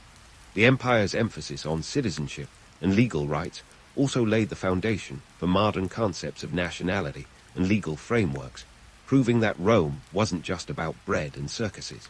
But let's not gloss over the less savory aspects. The use of slave labor in ancient societies underscores a dark truth about economic development. Progress often comes at a human cost. It's a stark reminder that while technological and economic advancements can be dazzling, they sometimes hide uncomfortable truths about inequality and exploitation. These ancient lessons are eerily relevant today as we grapple with modern issues of labor rights and economic disparity. As for the philosophical legacy, the Socratic method, a relentless barrage of questions aimed at uncovering truth, still thrives in classrooms and boardrooms. Critical thinking, debate, and the relentless pursuit of knowledge are gifts from the Greeks that continue to shape how we learn and innovate. Socrates may have paid the ultimate price for his methods, But his legacy lives on in every inquisitive mind that challenges the status quo. Now, let's debunk some myths. The romanticized view of ancient civilizations as enlightened utopias is tempting, but the reality was often messier. These societies were complex tapestries of ambition, creativity, and conflict, driven by human desires that are all too familiar: power, wealth, and survival. The allure of grand narratives obscures the day-to-day struggles, yet it's those very struggles that resonate with our modern lives. The myth of a golden age is just that, a myth, yet it serves as a beacon of aspiration, even as it reminds us that paradise is never without its serpents. In conclusion, the influence of ancient civilizations on today's world is both profound and paradoxical. They were simultaneously architects of progress and cautionary tales of hubris. The echoes of their innovations and missteps reverberate through time, shaping our institutions, our economies, and our societies. As we stand on the shoulders of these giants, it's crucial to remember that history is not just a collection of dates and events, but a living dialogue between past and present. So, as you drift off into a well-earned slumber, let the stories of ancient ingenuity and folly remind you that while the world has changed, the core of human nature hasn't. We're still striving, still innovating, and yes, still occasionally cursing the tax collector. And as for those ancient myths, let them serve as both inspiration and a reminder that the truth, while less glamorous, is often far more interesting. Sweet dreams of pyramids, togas, and the eternal dance of history.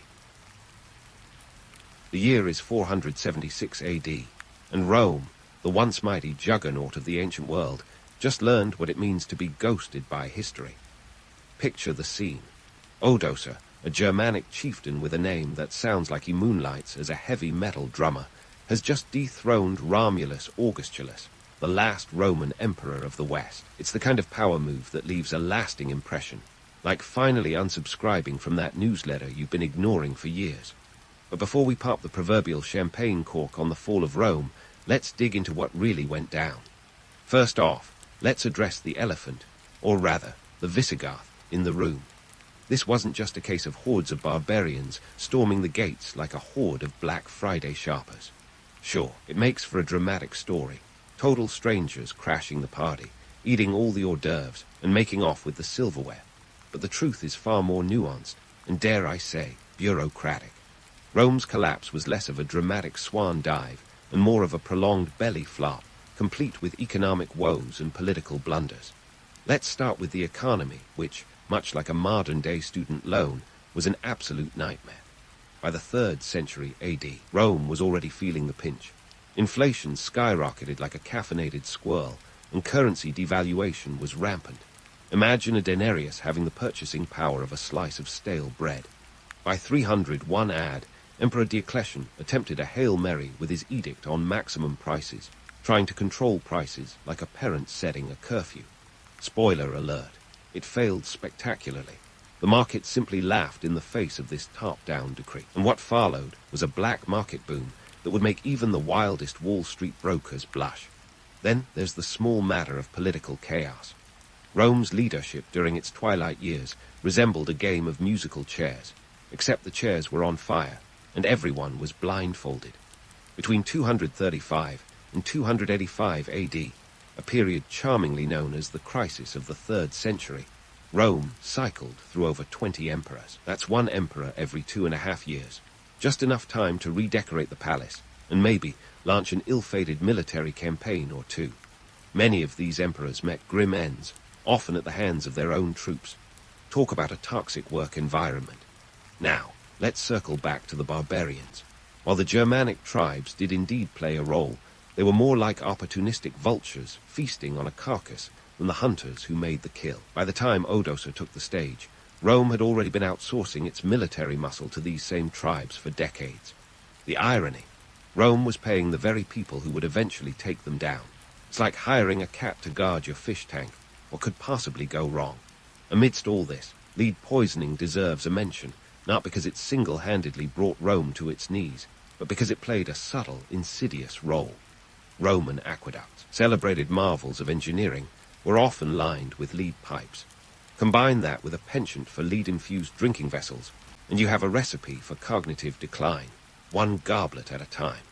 While not everyone agrees on the extent of its impact, the idea that lead might have helped turn some Roman brains into mush is too deliciously absurd not to consider. Of course, the fall of Rome wasn't just a tale of mismanagement and bad luck. It was also a lesson in the dangers of stretching an empire too thin. As Rome expanded, it became increasingly difficult to govern its sprawling territories, from the chilly shores of Britannia to the sun-baked sands of Egypt. Communication was slow, resources were scarce, and loyalty was often bought rather than earned. By the time the empire was split into east and west in 395 AD, the writing was already on the wall. So, what can we take away from this glorious mess? For starters, it's a reminder that even the mightiest of empires can buckle under their own weight. It's a cautionary tale of fiscal irresponsibility, political short-sightedness, and the perils of outsourcing security to the lowest bidder. And while the myth of barbarian invasions makes for a gripping narrative, truth is that Rome's fall was a perfect storm of internal decay and external pressures, a slow-motion train wreck set against the backdrop of history's grand stage. In the end, Rome didn't fall in a day, nor did it fall to a single cause. It was a tapestry of failure, woven from threads of hubris, mismanagement, and yes, a bit of lead. As we delve deeper into the concept of ancient history fallback, remember that the past is never as simple as it seems.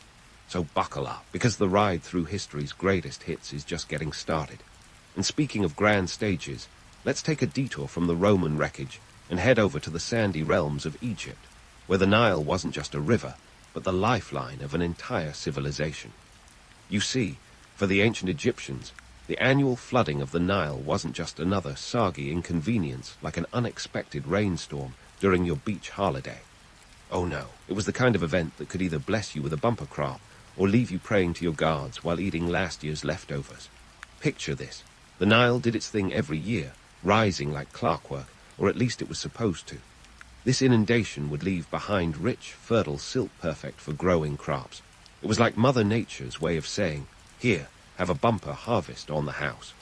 But when it didn't rise as expected, the situation turned dire. Imagine watching your fields turn into cracked wastelands while you're left hoping that the guards are just on a coffee break and not out to lunch. Now, here's the kicker. The Egyptians were so grateful for this annual deluge that they built their entire calendar around it. Yep, the Egyptian civil year was divided into 3 seasons: Akhit, flooding; Peret, growing; and Shemu, harvesting. Talk about putting all your eggs in one watery basket. But when droughts hit, it wasn't just a matter of rescheduling your farming calendar. It was a full-blown crisis. Famine loomed like a bad hangover, and the Nile's absence could send the entire economy into a tailspin.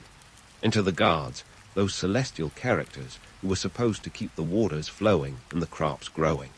The Egyptians had a whole pantheon dedicated to making sure things ran smoothly.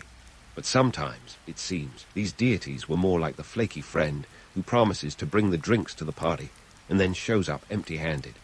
When the Nile stubbornly refused to flood, priests and rulers would scramble to perform rituals, sacrifices, and prayers. They'd be pulling out all the stops to convince the guards to turn the taps back on. It was like customer service for the divine, except there was no guarantee of a refund. The gods themselves were a fascinating bunch. Take the falcon-headed Horus, for example. He's the kind of deity you'd want on your side in a wrestling match, what with his strong association with kingship and power. But let's be real, having a bird-headed god doesn't automatically solve your irrigation issues. Then there was Osiris, who was as much about the afterlife as he was about the annual renewal of the land. It's poetic, sure, but when you're staring at a field of dust, poetry doesn't exactly fill your stomach. Speaking of birds, let's not forget the Egyptian penchant for naming dynasties after them. And to the 18th dynasty, sometimes called the Thutmosid dynasty, after Thutmose I, or the Ammona period, thanks to the infamous Akhenaten. Naming your dynasty after a bird might sound majestic, conjuring images of soaring aspirations and sweeping grandeur. But while birds are free spirits, the political landscape of ancient Egypt was anything but. Dynasties came and went with the predictability of a soap opera plot twist, each ruler trying to outdo the last in a game of monumental one-upmanship. And let's not forget the economics of it all. Farming along the Nile wasn't just about survival. It was about sustaining an entire network of trade routes and economies. The grain surplus could be traded with neighboring regions, funneling wealth back into the economy.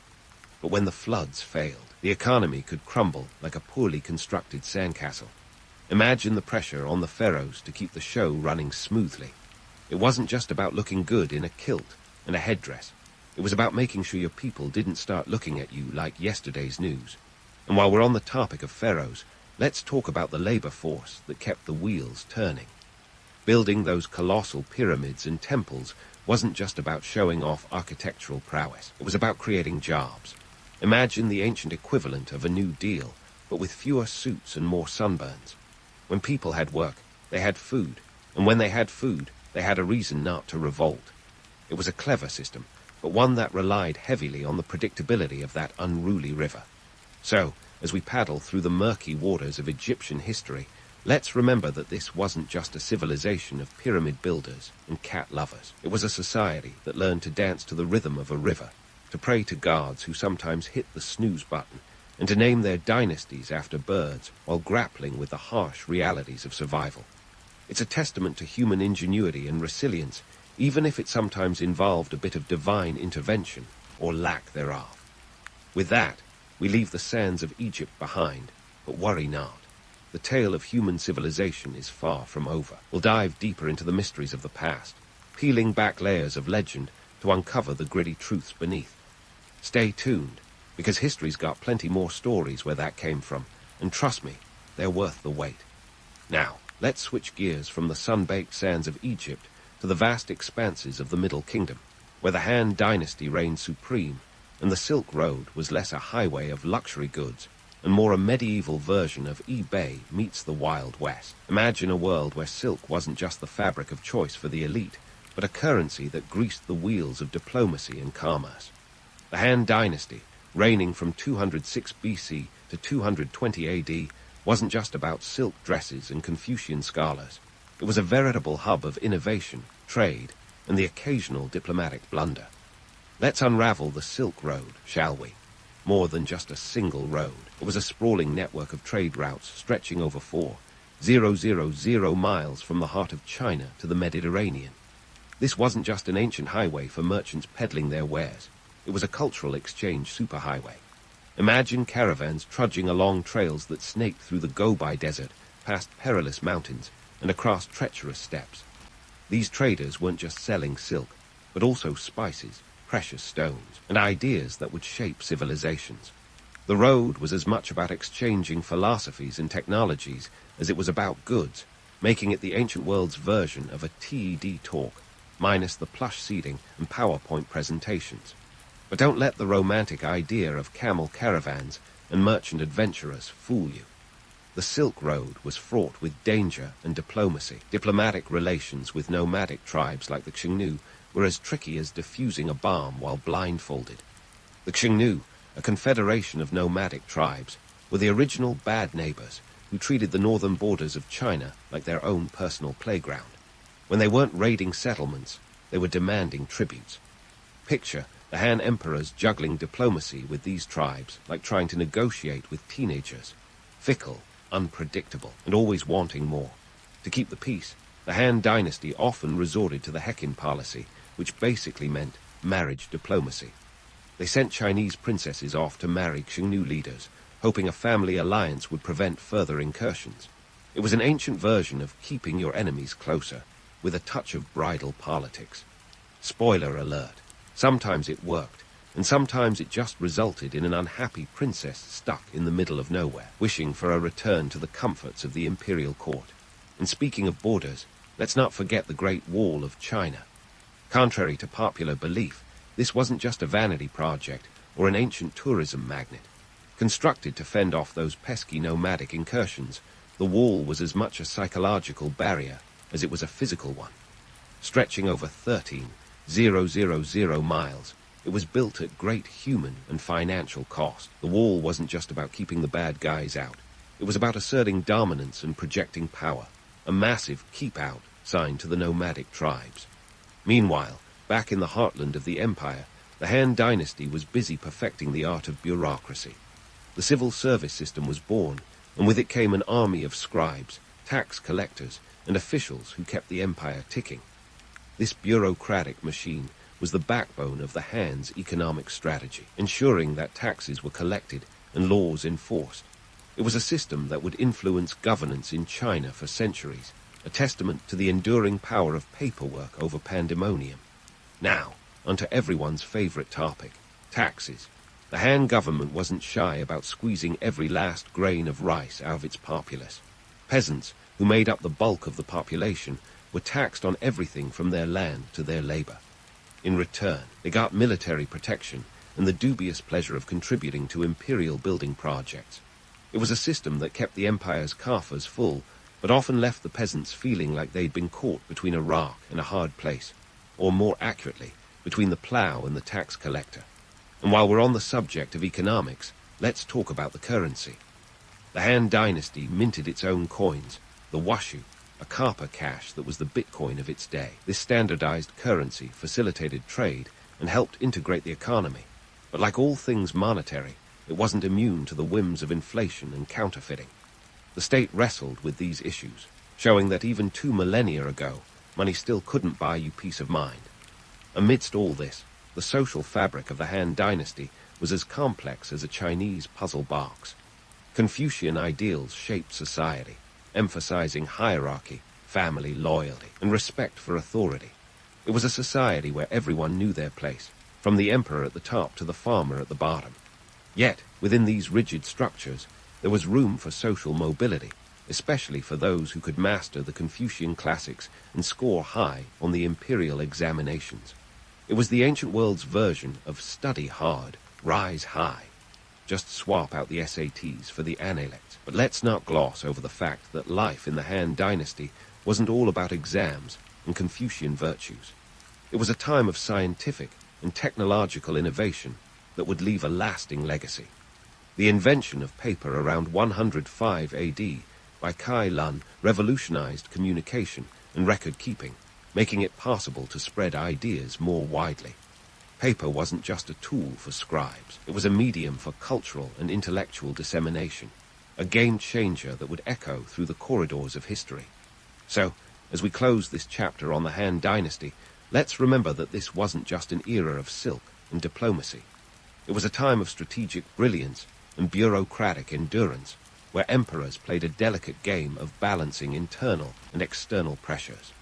The Han left behind more than just a legacy of walls and trade routes. They laid the foundations for centuries of Chinese civilization, a testament to the power of governance, the allure of trade, and the eternal quest for stability in a world as unpredictable as a nomad's path. As we journey forward, the tales of ancient China will continue to unravel, revealing more layers of complexity and intrigue. Stay tuned for more escapades from the annals of history, because the past is a treasure trove of stories waiting to be retold, each one as captivating as the last. And speaking of stories waiting to be retold, let's hop over to ancient Greece, where democracy wasn't just a lofty ideal, but a real messy experiment, equal parts genius and chaos. Athens, the so-called cradle of democracy, was like that one friend who throws the best parties, but never quite figures out how to clean up afterward. Around the 5th century BC, Athens was buzzing with political innovation, philosophical discourse, and let's be honest, a fair bit of inequality. You see, when we talk about the birthplace of democracy, we're not talking about the inclusive utopia you might imagine.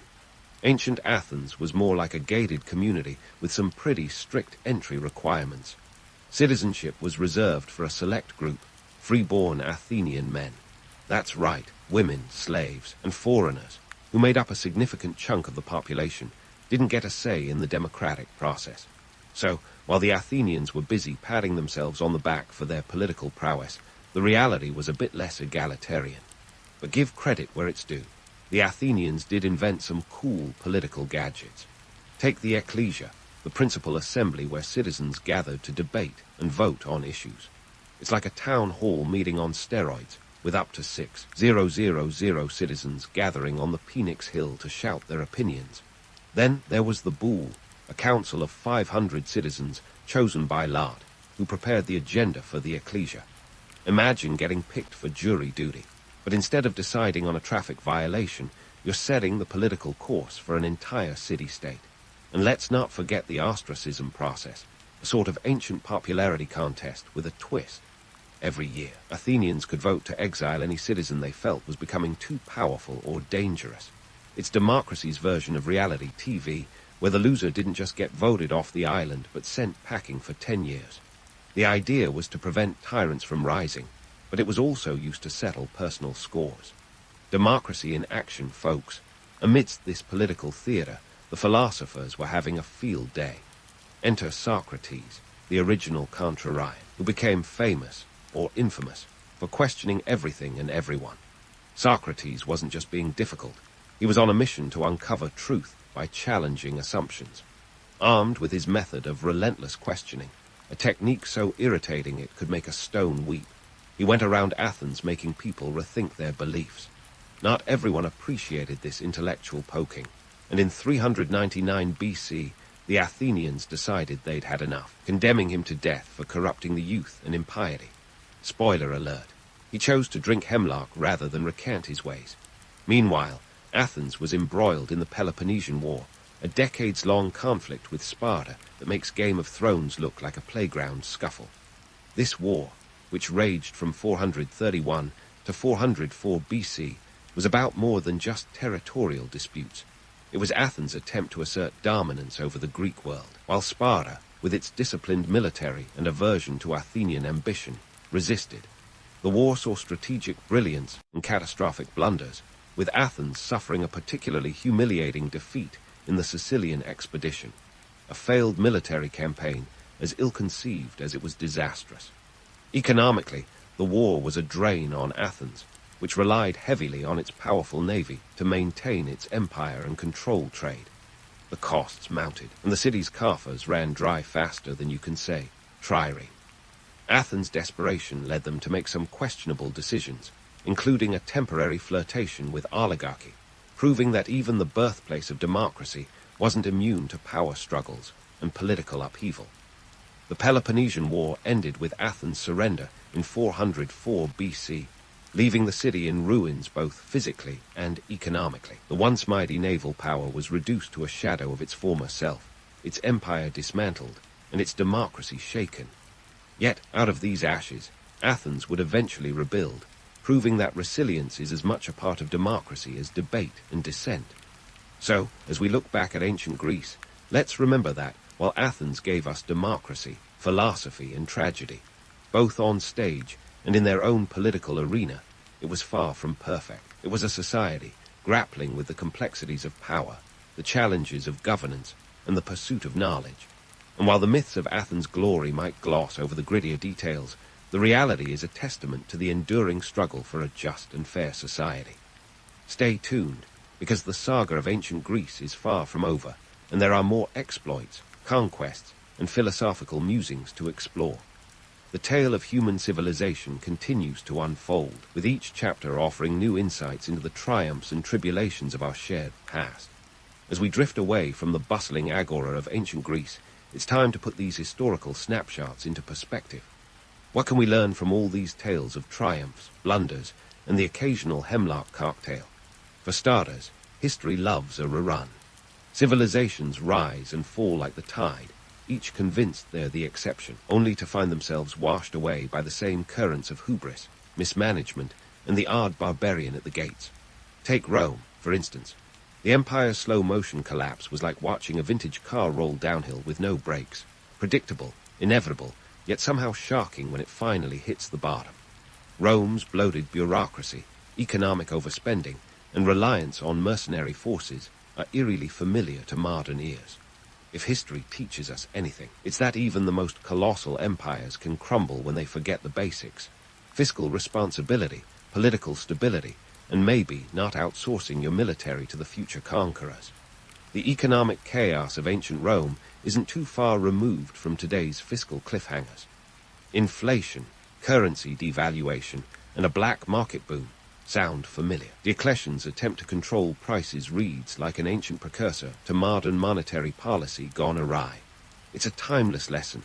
You can't legislate away economic reality. Markets will find a way, often with a cheeky grin. And then there's Egypt, where the Nile was both a blessing and a curse.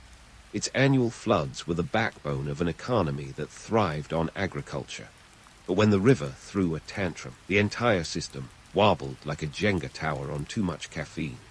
The Egyptians' reliance on divine intervention to coax the river back into action underscores the age-old human desire to control the uncontrollable. It's a poignant reminder that nature, much like history, often has the final say, no matter how many sacrifices you make or how many prayers you chant. Our journey along the Silk Road with the Han Dynasty shows the power and peril of connectivity. The ancient trade routes weren't just highways for silk and spices. They were the internet of their day, spreading ideas, technologies, and occasionally diseases. The Han's diplomatic tango with the Xiongnu reveals the complexities of international relations, a delicate dance as relevant today as it was 2 millennia ago. Their Heckin policy, marrying off princesses to secure peace, might sound quaint, but the underlying strategy of using soft power to avoid hard conflict is as modern as it gets. The Great Wall, with its staggering 13,000 miles of stone and sweat, wasn't just a physical barrier. It was a psychological one, an ancient attempt to create security through division. Walls, both literal and metaphorical, have been built throughout history in the name of protection, yet often serve to highlight our shared humanity. The irony is as thick as the wall itself. In trying to keep others out, we sometimes lock ourselves in. And let's not forget Athens, the unruly birthplace of democracy, where political innovation came with a side of chaos. The Athenian experiment with citizen participation, for all its imperfections, set the stage for modern democratic ideals. Yet their system was far from inclusive, a stark reminder that progress often comes with its own blind spots. The ostracism process, booting out citizens who got too big for their britches, might seem harsh, but it underscores the eternal challenge of balancing power and accountability in governance. So, what does all this mean for us today?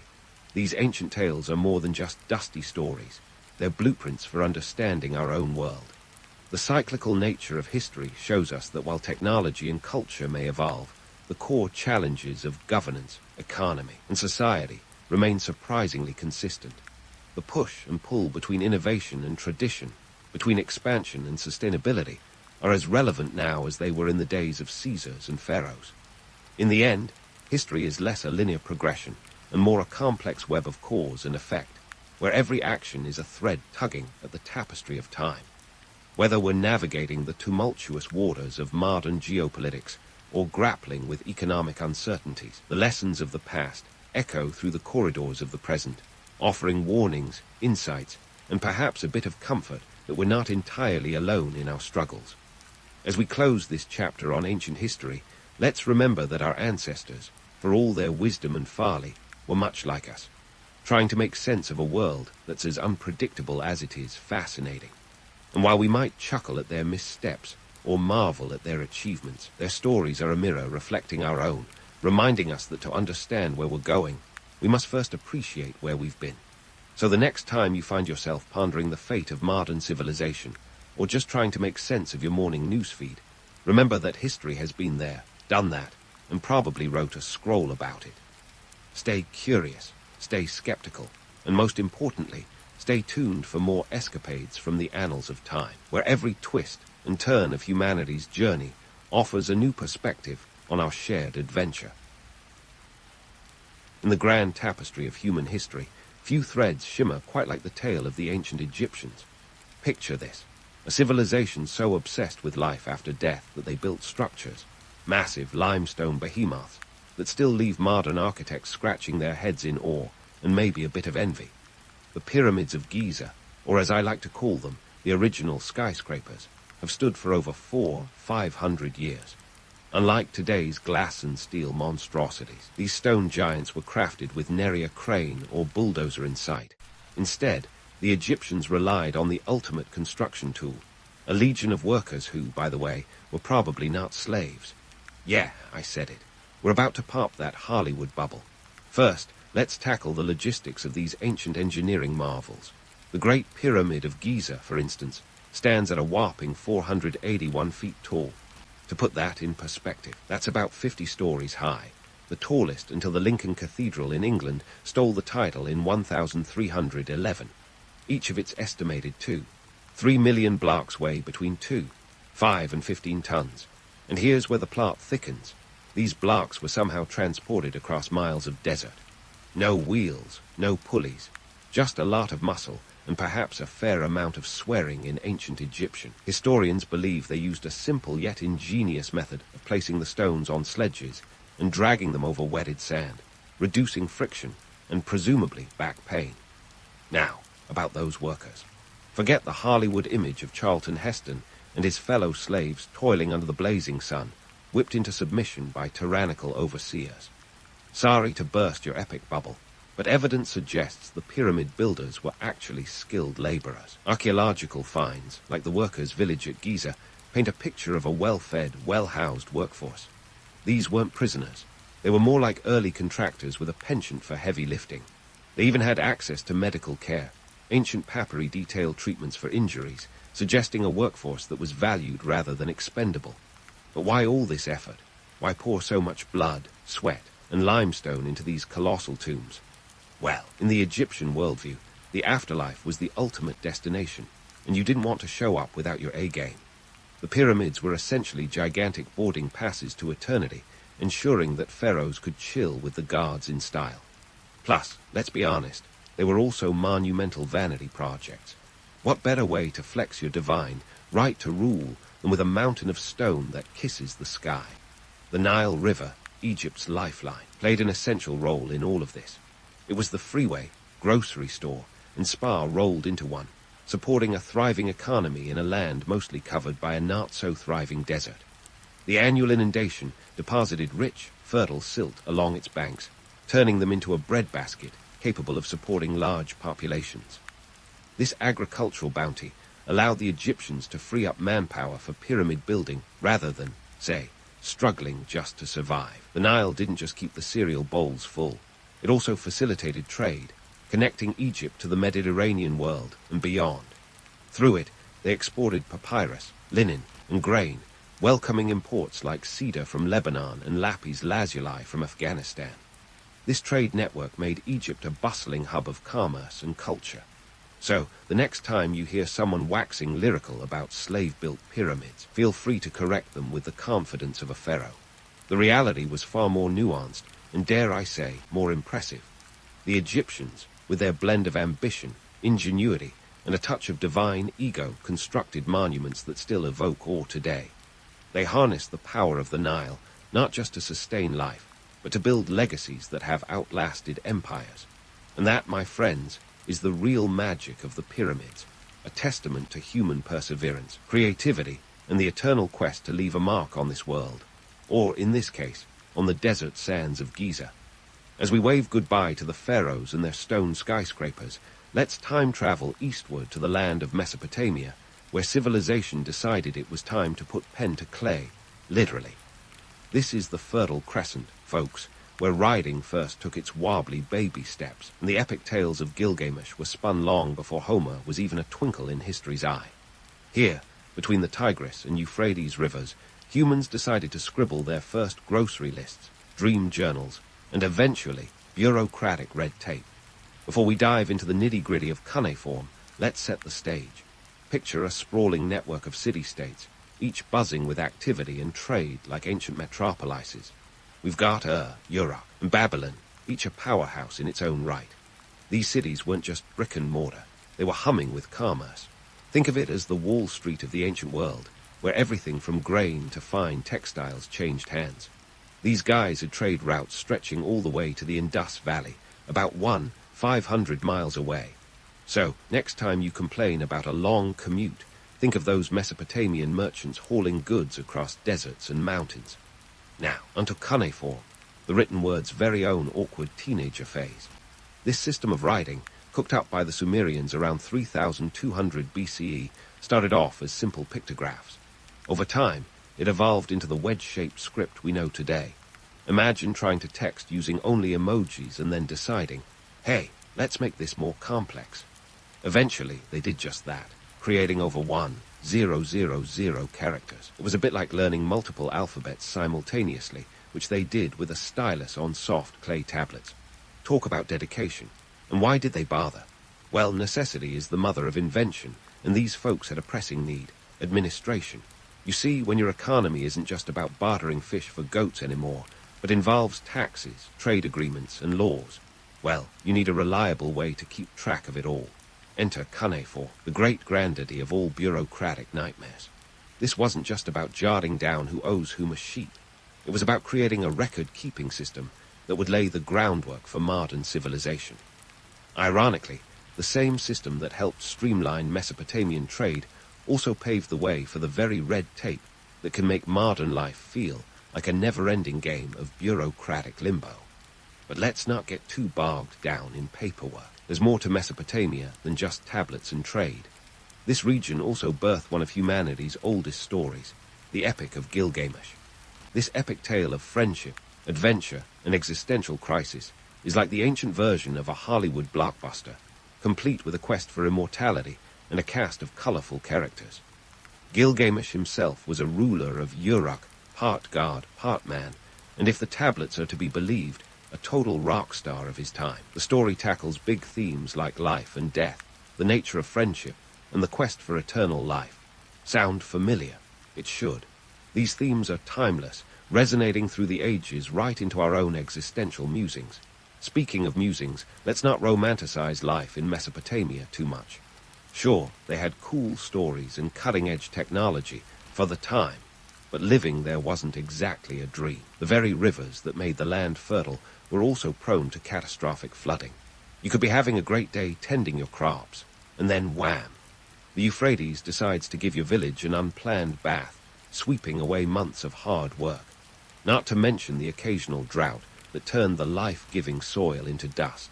But these ancient folks were nothing if not resilient. They built intricate irrigation systems to manage the water supply, showing a knack for engineering that would impress even today's civil planners. They didn't just cope, they thrived, creating a civilization that would influence countless others. It's ironic, though, that the very systems they created to manage resources and trade also set the stage for the kind of administrative complexity that would make a DMV employee's head spin. In the end, Mesopotamia wasn't just a cradle of civilization. It was a crucible. Within its borders, humanity experimented with everything from writing to governance, laying down the blueprints for much of what we take for granted today. And while we marvel at their achievements, let's not forget the sobering reality of their world, a place where innovation was born out of necessity, and where the first steps toward bureaucracy were taken with clay and reed. So, as we leave the Fertile Crescent, keep an eye on those clay tablets. They might just hold the answers to some of our modern dilemmas. Ah, Mesopotamia, where clay tablets were the original iPads and the Epic of Gilgamesh was the Netflix binge of its time. Now, let's hop across the Aegean Sea and dive into a world where toga parties weren't just a college theme but a way of life, ancient Greece. This is where democracy, drama, and a bit of disciplined chaos took center stage. But before you start picturing Socrates sipping ouzo under an olive tree, let's unpack the gritty reality behind the glamour. The Greeks were a bit like your high school drama club, full of passion, occasional brilliance, and a fair amount of infighting. The real kicker: their idea of democracy was about as inclusive as an exclusive club. Only the elite got the golden ticket. In Athens, around 500 BCE, the birthplace of democracy, only free male citizens over 18 could vote. That's right, women, slaves, and anyone without a hefty family tree were left standing outside the political arena, noses pressed against the proverbial glass.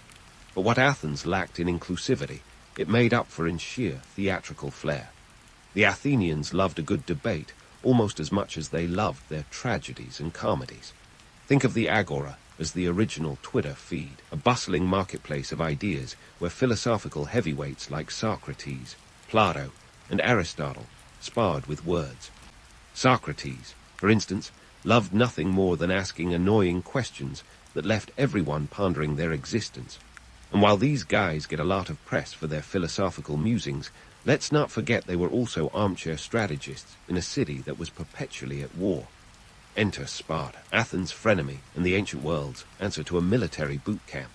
While Athens was busy debating the merits of wisdom, Sparta was perfecting the art of war. Spartan society was as rigorous as a CrossFit class on steroids.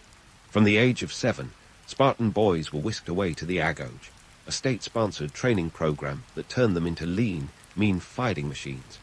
Their training included everything from combat to survival skills, and as you might expect, the dropout rate was pretty much non-existent, because failing meant, well, a permanent timeout. But here's the wild twist. Despite their brutal reputation, Spartans were a commune-loving bunch. Wealth was frowned upon, and luxury was seen as a weakness. They lived in communities that shared everything, including their meals. This minimalist lifestyle was designed to keep them focused on what really mattered, not getting their butts kicked in battle. And while they were busy perfecting their war cries, women in Sparta enjoyed a level of freedom that would make Athenian women green with envy. Spartan women could own land, inherit wealth, and even wield influence. Talk about girl power with a sword. Now, let's not romanticize this too much.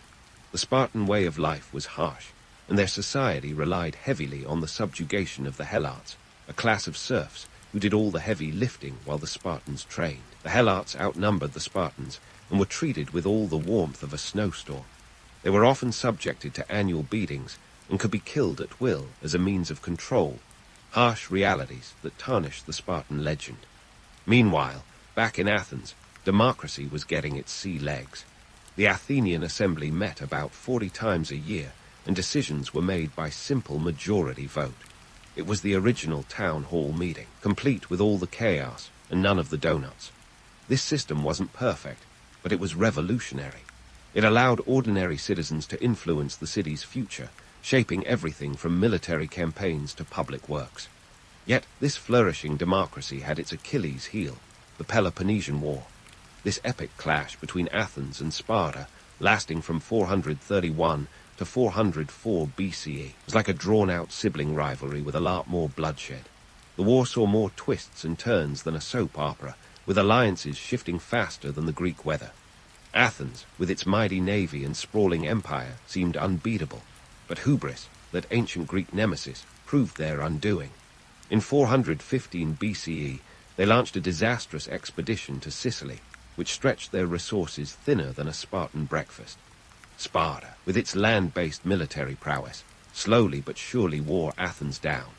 In 404 BCE, after a grueling campaign, Sparta emerged victorious, but the victory was bittersweet. The war left both city-states weakened, their resources depleted, and their populations devastated. The Spartans might have won the battle, but they lost the war of prosperity and influence. This brings us to the so-called Golden Age of Greece. Sure, it was a time of unparalleled cultural achievements. Athens gave us the Parthenon, and playwrights like Sophocles and Euripides penned works that still pack theaters today. But let's not forget the shadows lurking behind those marble columns. This era was also marked by political instability, social inequality, and constant warfare. The reality was far from the idyllic image often painted by modern storytellers. As we wrap up this portion of our journey, remember that the Greeks were a curious blend of brilliance and brutality, democracy and despotism. They laid the groundwork for much of Western civilization, from politics to philosophy, yet their world was as flawed and fraught as our own. Stay tuned as we continue our exploration of ancient history, where the narratives are as tangled as a Greek myth and as compelling as the history that shaped them. Speaking of civilizations that redefined the world, let's pivot to the Romans, those toga-clad titans who built an empire so vast it made Alexander the Great look like he was just playing Risk. Now, when most people think of Rome, images of grand marble columns, gladiatorial combat, and Julius Caesar's dramatic demise often spring to mind. But let's not get swept away by the grandeur without acknowledging the gritty underbelly of Roman expansion. The Roman Empire wasn't just a parade of triumphs. It was a costly, complex affair that demanded a hefty price tag in both blood and gold. First, let's talk about the crown jewels of Roman ingenuity, their engineering feats. Roman roads, aqueducts, and amphitheaters were the Wi-Fi of their day, connecting the empire in ways that made administration and trade not just possible but efficient. The Roman road network, for instance, was over 250,000 miles long. That's like paving a path to the moon with cobblestones, and then some. These roads were marvels of engineering, layered with stone, gravel, and concrete, allowing armies and merchants to traverse the empire faster than you can say, Ave Caesar. And let's not forget the aqueducts, those majestic water bridges that carried millions of gallons daily into Rome. With these, Rome could sustain its population of over 1 million, a figure not matched by any European city until London in the 19th century. But here's the catch. The Romans didn't invent concrete just to be fancy. They had a practical need to keep an ever-growing urban population fed, watered, and, well, entertained. Enter the infamous gladiatorial games, where the masses gathered in venues like the Colosseum, a colossal arena seating around 50,000 spectators, to watch battles that were as bloody as they were popular. These games were more than mere sport. They were a political tool.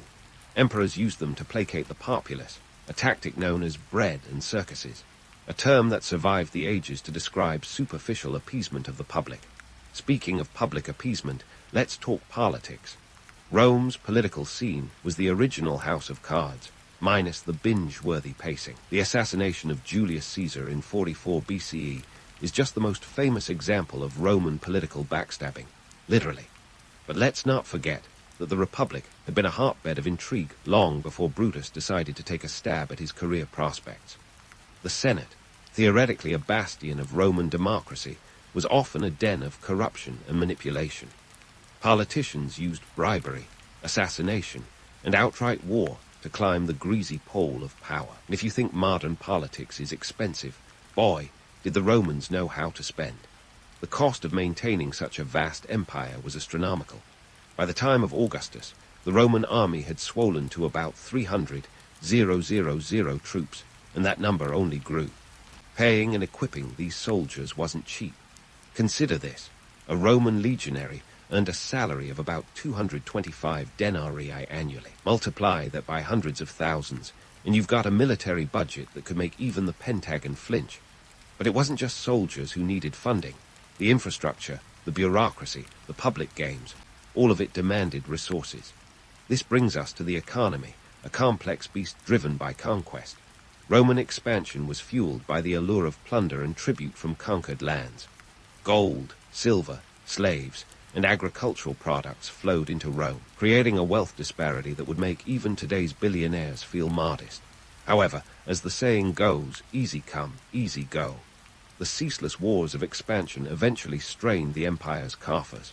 When the conquest slowed, so did the influx of new wealth, leading to economic stagnation. Inflation crept in, with the denarius losing its silver content and consequently its value.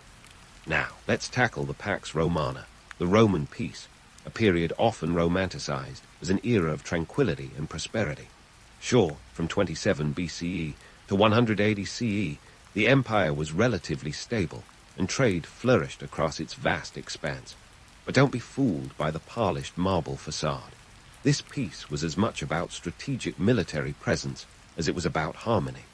Roman legions were stationed throughout the empire, ready to quash rebellions and deter invasions. The tranquility of Pax Romana was as carefully maintained as a tightrope walk over a pit of hungry lions. Moreover, the so-called peace didn't extend to Rome's borders, which were in a constant state of flux. The empire was like a bloated behemoth, perpetually hungry for more territory, which often meant more wars. The Romans pushed into Britain, Germany, and beyond, clashing with local tribes who didn't exactly welcome them with open arms. These campaigns were costly in both human and financial terms, and their successes were often as temporary as a Roman emperor's reign. Speaking of emperors, let's not gloss over the fact that not all were cut from the same marble. While figures like Augustus and Marcus Aurelius are often hailed as enlightened rulers, others were more, shall we say, colorful. Take Caligula, whose reign from 37 to 41 CE was marked by extravagant spending and alleged madness. He once famously ordered his troops to collect seashells as spoils of war against the sea god Neptune. Then there's Nero, who is often, perhaps unfairly, blamed for fiddling while Rome burned in 64 CE. His rule was characterized by tyranny, extravagance, and a penchant for artistic performance that was rivaled only by his ruthlessness. In the end, the Roman Empire was a paradox. It was an unparalleled force of civilization, innovation, and culture, yet it thrived on conquest, exploitation, and political intrigue. Its legacy is a mixed bag of awe-inspiring achievements and sobering realities. As we pause here in our Roman journey, remember that this empire's story is far from over. The grandeur and the grit, the power and the pitfalls, all of it set the stage for the next act in the play of history. So tune in next time, as we dive deeper into the saga of Rome, where the only certainty is that nothing lasts forever, not even the mightiest of empires. So, as we leave the glittering marble halls of ancient Rome, it's time to consider the not-so-glamorous reality of its decline, like the morning after a Roman bacchanal. The fall of Rome is the stuff of legends, but let's peel back the layers and see what really happened when the world's greatest empire began to unravel. First things first, the Roman Empire didn't collapse overnight. It was more of a slow-motion train wreck spanning centuries, with plenty of warning signs along the way. The traditional date for the fall of Rome is 476 CE, when the last Roman emperor, Romulus Augustulus, got the boot from a Germanic chieftain named Odoacer. But the cracks had been showing for a long time, like the Roman roads slowly buckling under the weight of an empire too vast to sustain itself. Economically, Rome was a classic case of living beyond its means. Remember all those roads, aqueducts, and grand public spectacles. They didn't come cheap. By the 3rd century, Rome was facing severe financial woes. Inflation soared as emperors debased the currency, reducing the silver content in coins to stretch their dwindling resources. Imagine going to the market with a pocket full of coins, only to find they were worth less than the clay they were minted on. Not exactly a sharper's paradise. The empire's military was another financial black hole. At its height, the Roman army was a well-oiled machine, but maintaining it was like trying to fill a bottomless pit with denarii. As revenues shrank, the empire began to rely on mercenaries, soldiers for hire who weren't exactly known for their loyalty. These foreign troops were more interested in paychecks than patriotism, and when the money ran out, so did their allegiance. It's like hiring a babysitter who leaves as soon as you run out of chips and soda. Socially, Rome was a patchwork quilt of cultures, languages, and traditions. This diversity was a strength, but also a source of tension. The empire stretched from Britain to Egypt, encompassing a dizzying array of peoples. Keeping them all under one roof required more than just military might. It demanded a cohesive identity. Yet, by the 4th century, the fabric began to fray. The Roman identity that once united the empire was diluted by local customs and languages. Imagine trying to throw a party where no one speaks the same language or agrees on the playlist. Chaos is inevitable. Politically, Rome was a hotbed of intrigue and backstabbing. The imperial throne was a revolving door, with emperors coming and going faster than you can say, "Et tu, brute." The period known as the crisis of the 3rd century saw 26 emperors in just 50 years. That's a new ruler every couple of years, each bringing their own ideas, loyalists, and occasionally delusions of grandeur. This instability made long-term planning about as feasible as predicting the next Roman emperor's favorite chariot color. Then there was the matter of religious transformation.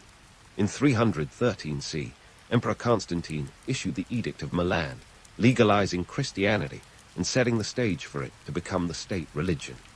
This shift was monumental, transforming the cultural landscape and power dynamics within the empire. Temples to Jupiter gave way to churches, and the old gods of Rome were slowly nudged aside. While this transition helped unify the empire in some ways, it also created new divisions. Traditionalists clashed with Christians, and the once polytheistic society now found itself grappling with new religious fervor. But perhaps the biggest blow came from beyond Rome's borders. The so-called barbarians, a term the Romans used for anyone who wasn't, well, Roman, were on the move. The Huns, led by the fearsome Attila, pushed westwards, displacing other tribes like Dardanos.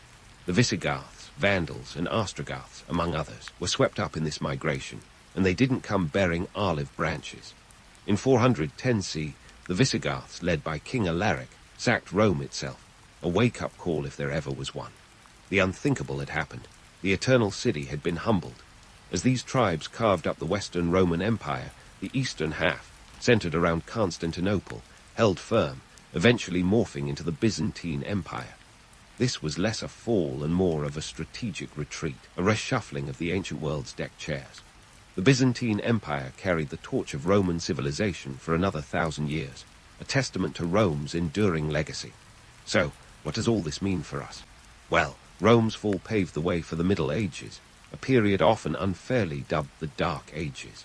While it's true that Europe saw a decline in urban life and long-distance trade, it was also a time of transformation and adaptation. The remnants of Roman civilization blended with Germanic, Celtic, and other traditions, creating a cultural mosaic that would eventually give rise to modern Europe. Rome's legacy is everywhere you look. From the Romance languages we speak, Spanish, French, Italian, to name a few, to the legal systems that underpin our societies, Rome's fingerprints are all over our modern world. Their architectural innovations inspire city planners and engineers even today. The idea of a republic, the political structure that once defined Rome, continues to shape governments worldwide. And let's not forget the calendar. Thanks, Julius Caesar, for those extra days in July and August. In conclusion, the story of Rome is a cautionary tale wrapped in a toga of triumph and tragedy. It reminds us that even the mightiest empires can falter under the weight of their own ambition. Yet, like a phoenix from the ashes, the spirit of Rome lives on, a testament to the resilience and creativity of human civilization. So, as you drift off to sleep, let these stories of ancient grandeur and gritty reality remind you that our past is always present, shaping the world we live in today. If there were ever a gold medal for extravagant spending, the ancient empires would have podiums made of solid gold, because why not? Let's kick things off with Cleopatra, the OG of opulence herself. This Egyptian ruler had a knack for turning the Nile into her personal runway of luxury. Her banquets were legendary, and we're not just talking about a few bowls of grapes and some fancy cheese. No, Cleopatra's dinner parties were what you get if you combine the Met Gala with a Vegas casino, dialed up to royal proportions. Take, for instance, her infamous wager with Mark Antony. Cleo bet she could drop a cool 10 million sesterces on a single meal. That's roughly $20 million today. Spoiler alert, she won. Her secret weapon, a pearl the size of a planet, dissolved in vinegar and downed like it was just another Tuesday night cocktail. Talk about putting your money where your mouth is. Literally. Cleopatra's spending wasn't just about the shark value, though. It was a political power play, a way to flex her kingdom's wealth and keep Rome intrigued and invested in her allure. Across the Mediterranean, the Romans were no slouches in the indulgence department either. Roman feasts were the stuff of legend, and they came with a price tag that could fund small wars. Wars they were often fighting anyway. One notable shindig held by Emperor Elagabalus reportedly featured dishes like camel heels, parrot tongues, and peacock brains. The Romans weren't just having dinner, they were staging culinary theater. A typical banquet could cost upwards of 100,000 sesterces, about $200,000 today. These were not mere dinners. They were statements, declarations of wealth and power served up with a side of gluttony. But what really takes the cake, or perhaps the roast peacock, is the cost of a Roman vomitorium. Contrary to popular belief, vomitoria weren't dedicated puking rooms for overindulgent diners. Instead, they were architectural features of theaters and amphitheaters, designed to let crowds exit quickly. So, while the Romans liked their feasts indulgent, they weren't literally building rooms to hurl in after the fourth course of lamprey pie. Now, if you think that's excessive, let's saunter down to Egypt again, where the pyramids of Giza were the ultimate in ancient bling. These weren't just tombs. They were the ancient world's version of a go big or go home monument, with a side of eternal glory. The Great Pyramid alone, built for Pharaoh Khufu around 2560 BC, cost an estimated 4,000 talents of silver, equivalent to about $1 billion today. It took 20 years and up to 100,000 laborers to construct this limestone and granite behemoth. All this for a single dead guy's final resting place. Sure, when you're a pharaoh, you don't do humble.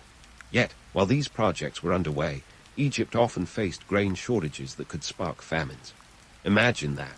Lavish feasts and monolithic tombs while the common folk might be scraping by. This wasn't a world of egalitarian economics. The rulers were more concerned with building their legacies or outshining the neighbors than ensuring everyone had a full belly. This stark contrast between the glitz of royal life and the grit of everyday survival is a reminder that even in ancient times, economic inequality was a glaring issue. These acts of excess weren't just about indulgence for indulgence's sake. They were mechanisms of control, a way to display power and keep subjects in awe, and perhaps a bit distracted. The Romans threw lavish games to gain public favor and distract from political issues. Egyptians built pyramids to assert divine right and eternal legacy. It's a strategy as old as time. Keep the people entertained and impressed, and they'll forget to ask questions about governance and grain supplies. So, while Cleopatra was dissolving her pearls, and the Romans were feasting on flamingo tongues, the reality was much grimmer for the average citizen. These spectacles of wealth and power came at a cost, not just in cestosses or talents, but in societal stability and public welfare. Yet, despite the harsh realities, the stories of these extravagant displays endure, captivating us with their sheer audacity.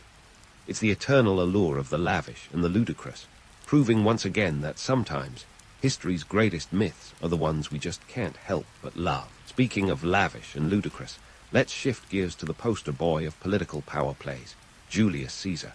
If Cleopatra wielded her wealth like a wand, Caesar spun his reputation into an empire-wide spell.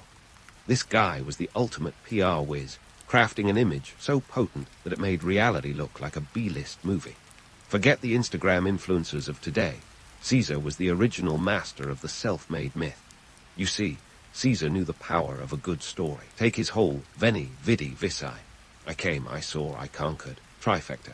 It wasn't just a catchy phrase. It was a full-blown brand campaign. During his Gallic Wars, Caesar didn't just leave the fighting to his legionaries. Oh no, he wrote detailed commentaries on the campaigns, turning military reports into page-turners. These weren't just dry accounts. They were action-packed narratives designed to boost his popularity back in Rome. Caesar's commentaries on the Gallic War were like the ancient world's best-selling memoir. He was the author, the hero, and the protagonist, all rolled into one toga-clad figure. But here's where it gets even more slick. Caesar's accounts were not just meant to entertain, they were strategic propaganda. By shaping the narrative, he controlled the perception of his victories. He wasn't just a general, he was Rome's savior, the man who expanded its borders and filled its coffers. Of course, the truth was a bit messier. The Gallic Wars were brutal, with an estimated 1 million Gauls killed or enslaved. But hey, why let inconvenient truths get in the way of a good story? Now, let's not forget Caesar's piece de resistance, crossing the Rubicon. This wasn't just an act of defiance, it was a masterstroke of branding. By leading his army across this small Italian river in 49 BC, Caesar effectively declared war on the Senate. The phrase, crossing the Rubicon, still resonates today, symbolizing a point of no return. In reality, it was a risky gambit that plunged Rome into civil war, but in the annals of history, it turned Caesar into a legend. How's that for myth-making? Speaking of myths, let's move south to Sparta, where the legend of discipline and warrior ethos has captivated imaginations for centuries. The Spartans were the original bootstrap society, where the notion of pulling oneself up by one's sandal straps was taken to extreme lengths. They've been romanticized as the ultimate warriors, but let's peel back the layers of that bronze-plated myth. The Spartans didn't just live for war. They were practically born with spears in their hands, or so the legend goes. From the tender age of 7, Spartan boys were thrown into the Agoge, a state-sponsored training program that makes modern boot camps look like a spa weekend. The Agoge was designed to forge the perfect soldier through a mix of physical training, deprivation, and a sprinkle of psychological warfare. Sound fun? Here's the catch. Only about 1/3 of the boys actually made it through this brutal rite of passage. The rest, they were deemed unfit for the Spartan army, and therefore unworthy of citizenship. But let's not forget the economic backdrop to this martial society. The Spartans relied heavily on a subjugated population called the Helots, who outnumbered them by an estimated 7 to 1. These Helots were essentially state-owned serfs, farming the land so the Spartans could focus on, well, not farming. The Spartan economy was a precarious balancing act, dependent on keeping the Helots in check through a mix of fear and suppression. So while the Spartans were busy perfecting the art of war, it was the Helots who kept the home fires burning and the grain stores full.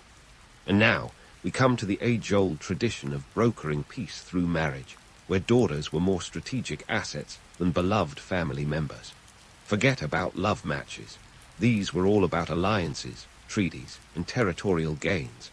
Take the case of Alexander the Great's sister, Cleopatra of Macedon, not to be confused with the Egyptian Cleopatra. Her marriage to King Alexander I of Epirus was a political maneuver by their father, Philip Roman II, to strengthen ties with Epirus and secure his frontier. It was less about romance and more about real estate. In ancient Rome, marriage was practically a diplomatic tool. Augustus, Rome's first emperor, was a grandmaster of the marriage game. He married off his daughter Julia to 3 different husbands, each time aiming to consolidate his power and secure loyalty. Her marriages were less about Julia's happiness and more about Augustus's political chessboard. It's no wonder Julia ended up exiled for scandalous behavior. She was probably just sick of being a pawn. These matrimonial maneuvers were not just Roman games. Across the Mediterranean, rulers brokered peace through the marriage of their daughters to rival kings or powerful allies. It was a way to cement alliances and ensure stability, or at least the illusion of it. The real question, of course, is what happened when these marriages soured, or when the political winds shifted. Often, the women found themselves abandoned or even imprisoned, their fates tied to the ever-volatile nature of ancient politics. So there you have it. Julius Caesar's PR genius, the Spartan discipline reality check, and the matrimonial chess moves of ancient rulers. Each story offers a tantalizing blend of legend and reality, showcasing the lengths to which these figures went to secure their power.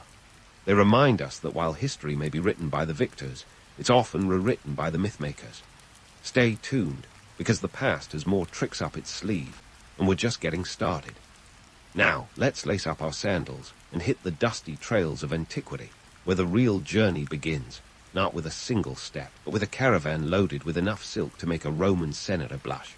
Welcome to the Silk Roads, the ancient world's superhighway of trade, intrigue, and the occasional logistical meltdown. These routes weren't just roads, they were the arteries of empires, stretching over 4,000 miles from China to the Mediterranean. A network so vast, it makes modern supply chains look like a Sunday stroll. And let's be clear, this wasn't your average road trip. We're talking about months, sometimes years, of travel through deserts, mountains, and the occasional bandit-infested valley. Yet, for those who dared, the rewards were substantial. Spices, silk, and precious stones moved west, while gold, silver, and glassware made the journey east. It was less of a trade route and more of an economic lifeline, connecting civilizations and cultures in a web of commerce and cultural exchange. But before you start picturing these traders as ancient Indiana Joneses, let's talk logistics. Transporting goods across such vast distances was no picnic. Caravans could stretch for miles, comprising hundreds of camels, horses, and donkeys. They had to carry not only the goods, but also enough provisions to survive the trek. A single camel could carry up to 300 pounds, but when you factor in water, food, and the occasional luxury item, because even traders deserve a little indulgence, the loads quickly added up. And let's not forget the human element: drivers, guards, translators, and the odd merchant prince, all navigating a landscape that offered little in the way of creature comforts. Trade on the Silk Roads wasn't just about moving goods. It was a sophisticated ballet of supply and demand, where timing was everything. Arrive too early with your wares, and you risked selling below value. Arrive too late, and the market could be saturated. Then there was the matter of taxes and tariffs. Every kingdom, city-state, and tribal leader along the route wanted their cut, because who doesn't love a toll road? These fees could range from a few copper coins to hefty percentages of the cargo's value, depending on the local ruler's mood or recent spending spree. Now, let's talk about the marketing geniuses of the ancient world who sold these exotic goods. These traders were more than merchants. They were storytellers, weaving tales of mystical lands and rare treasures designed to captivate the imagination and loosen the purse strings of the wealthiest patrons. Ever wonder why spices like cinnamon and pepper commanded such high prices? It wasn't just about flavor. It was about the mystique. Traders spun yarns that these spices came from the mouths of dragons or were harvested by giant birds in distant lands. The more fantastical the story, the higher the price. Silk, the star of the show, was no different. This shimmering fabric was worth its weight in gold, quite literally. Roman emperors craved it to the point of fiscal irresponsibility, much to the chagrin of their treasurers. Emperor Tiberius, in a rare moment of economic sanity, even tried to ban men from wearing silk to curb the outflow of gold to China. But let's be real. Telling a Roman noble they can't have silk is like telling a modern fashionista they can't have Gucci. Silk was a status symbol, a visual representation of power and wealth, and no emperor's decree could change that. And speaking of emperors, let's not forget the power dynamics at play. Control of trade routes wasn't just about economics. It was about geopolitics. Whoever controlled the Silk Roads controlled the flow of wealth and information.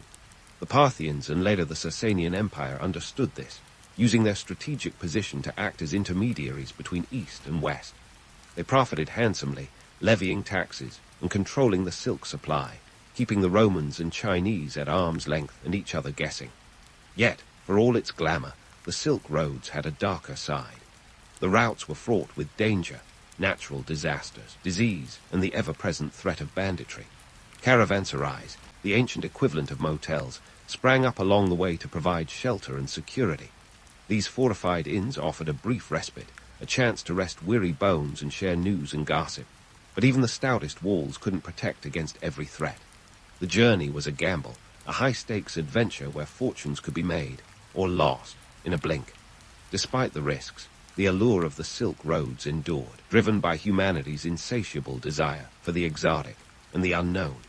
These ancient highways were more than mere paths. They were conduits of culture and change, shaping civilizations and leaving a legacy that still echoes today. From the spices that spiced up Roman feasts to the silk that draped emperors in luxury, the Silk Roads were a testament to the power of trade to transcend borders and unite disparate worlds. As we wrap up this leg of our historical journey, remember that the Silk Roads were more than routes of commerce. They were the threads that wove together the tapestry of human history. From the logistical nightmares to the marketing marvels, they remind us that sometimes the story is as valuable as the goods themselves. And while we've only scratched the surface of these ancient highways, the road ahead promises even more tales of adventure and intrigue. So keep that curiosity burning as we continue to unravel the secrets of the past. So, as we wave goodbye to the silk-clad merchants of yesteryear, let's pivot to another storied sector of ancient life, warfare. Now, before you get swept away by visions of noble knights and gallant warriors, let's pop that bubble of romanticism. Ancient warfare wasn't a chivalric joust. It was more of a logistical headache with a side of mass casualties. Let's kick things off with the supply lines. If you thought your last family road trip with a packed car was chaotic, try coordinating an army's march across hostile terrain. Imagine tens of thousands of soldiers, all of whom need food, water, weapons, and the occasional pep talk. It's estimated that a Roman legion required 3 million pounds of grain per year. That's right, 3 million. And that doesn't even cover the wine, because let's face it, the Romans weren't going to march on water alone. Now, here's a myth to bust wide open. The idea of the self-sufficient soldier. Sure, our imaginations like to paint these warriors as lone wolves, but the reality was far more complex. These guys were part of a massive, lumbering beast of bureaucracy and logistics. Each legion had its own baggage train. Imagine a caravan of ox-drawn carts, loaded with enough supplies to stock a small village, trailing behind. And let's not forget about the non-combatants. Cooks, blacksmiths, and yes, even the ancient equivalent of camp followers providing morale services. This support staff could double the size of the army on the move, turning a military campaign into a traveling circus. Speaking of logistics, let's talk money. Soldiers weren't fighting purely for the glory of Rome or the thrill of battle.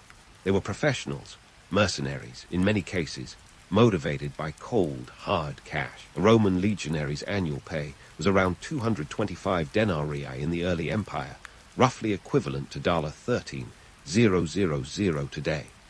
Not exactly a king's ransom, but enough to keep them in sandals and shields. And if they survived long enough, veterans might receive a plot of land or a cash bonus, which was like winning the ancient lottery. But here's the kicker. Many soldiers never saw a denarius of their pay, thanks to deductions for equipment and food. It's hard to feel chivalrous when you're pinching sesterces. Now, let's debunk the myth of the brilliant battlefield general. Sure, there were tactical geniuses like Alexander the Great, but for every tactical master, there was a blundering fool who marched an army into disaster. Take the Battle of Carrhae in 53 BC, where Roman general Crassus, a man who could buy and sell most of Rome, led his army into a Parthian ambush in the Middle East. The result? A catastrophic defeat with 20,000 Roman soldiers killed and 10,000 captured, not to mention Crassus himself meeting a sticky end. Apparently, iron-fisted wealth doesn't equate to military wisdom. And then there are sieges, the ancient version of a protracted chess game with battering rams and boiling oil. Forget about quick victories. Sieges could drag on for months, even years. The siege of Syracuse during the Second Punic War lasted nearly 2 years, with Romans eventually resorting to building massive siege towers and catapults. But even with all the technology and manpower, the defenders often had the upper hand. Fortified cities were like ancient fortresses with moats and murder holes, designed to repel invaders until they either starved them out or caught a lucky break. But here's the thing. War wasn't just a matter of outmaneuvering the enemy. It was about outlasting them. The real costs of war were often borne far from the battlefield, back home, where economies strained under the weight of military expenditure. Ancient wars could bankrupt entire nations, leaving them vulnerable to internal strife and external threats. It wasn't just the soldiers who paid the price. It was the farmers whose fields went untended, the merchants whose trade routes were disrupted, and the families left waiting for men who never returned. And let's not forget the human cost, the staggering toll of lives lost and cities razed. The Peloponnesian War between Athens and Sparta saw entire regions depopulated, with estimates of up to 100,000 casualties. Not exactly the romanticized image of heroic warriors fighting for glory. It was gritty, grim, and often devastating for those on both sides. In the end, while the legends of gallant knights and victorious generals endure, the truth is far messier. Ancient warfare was a complex, brutal affair, driven by logistics and economics as much as by strategy and valor. It was a world where the clink of coin was often louder than the clash of swords, and where the real victories were often measured in survival, not glory. As we continue our trek through history, remember that behind every myth lies a gritty reality, one that's just as compelling, if not more so, than the stories we love to tell. Stay tuned, because the past has plenty more tales to reveal, and we're nowhere near done yet. As we leave behind the gritty reality of ancient warfare, let's pivot to something a bit more enduring, the cultural legacies these civilizations left behind. You see, while the empires of yore crumbled under their own weight, their ideas and innovations have a way of sticking around, much like that one catchy song you can't get out of your head. Take democracy, for instance, a concept born in the bustling agora of Athens around 508 BC. Back then, it was less about universal suffrage, and more about a select group of male citizens gathering to shout over each other in a glorified town hall meeting.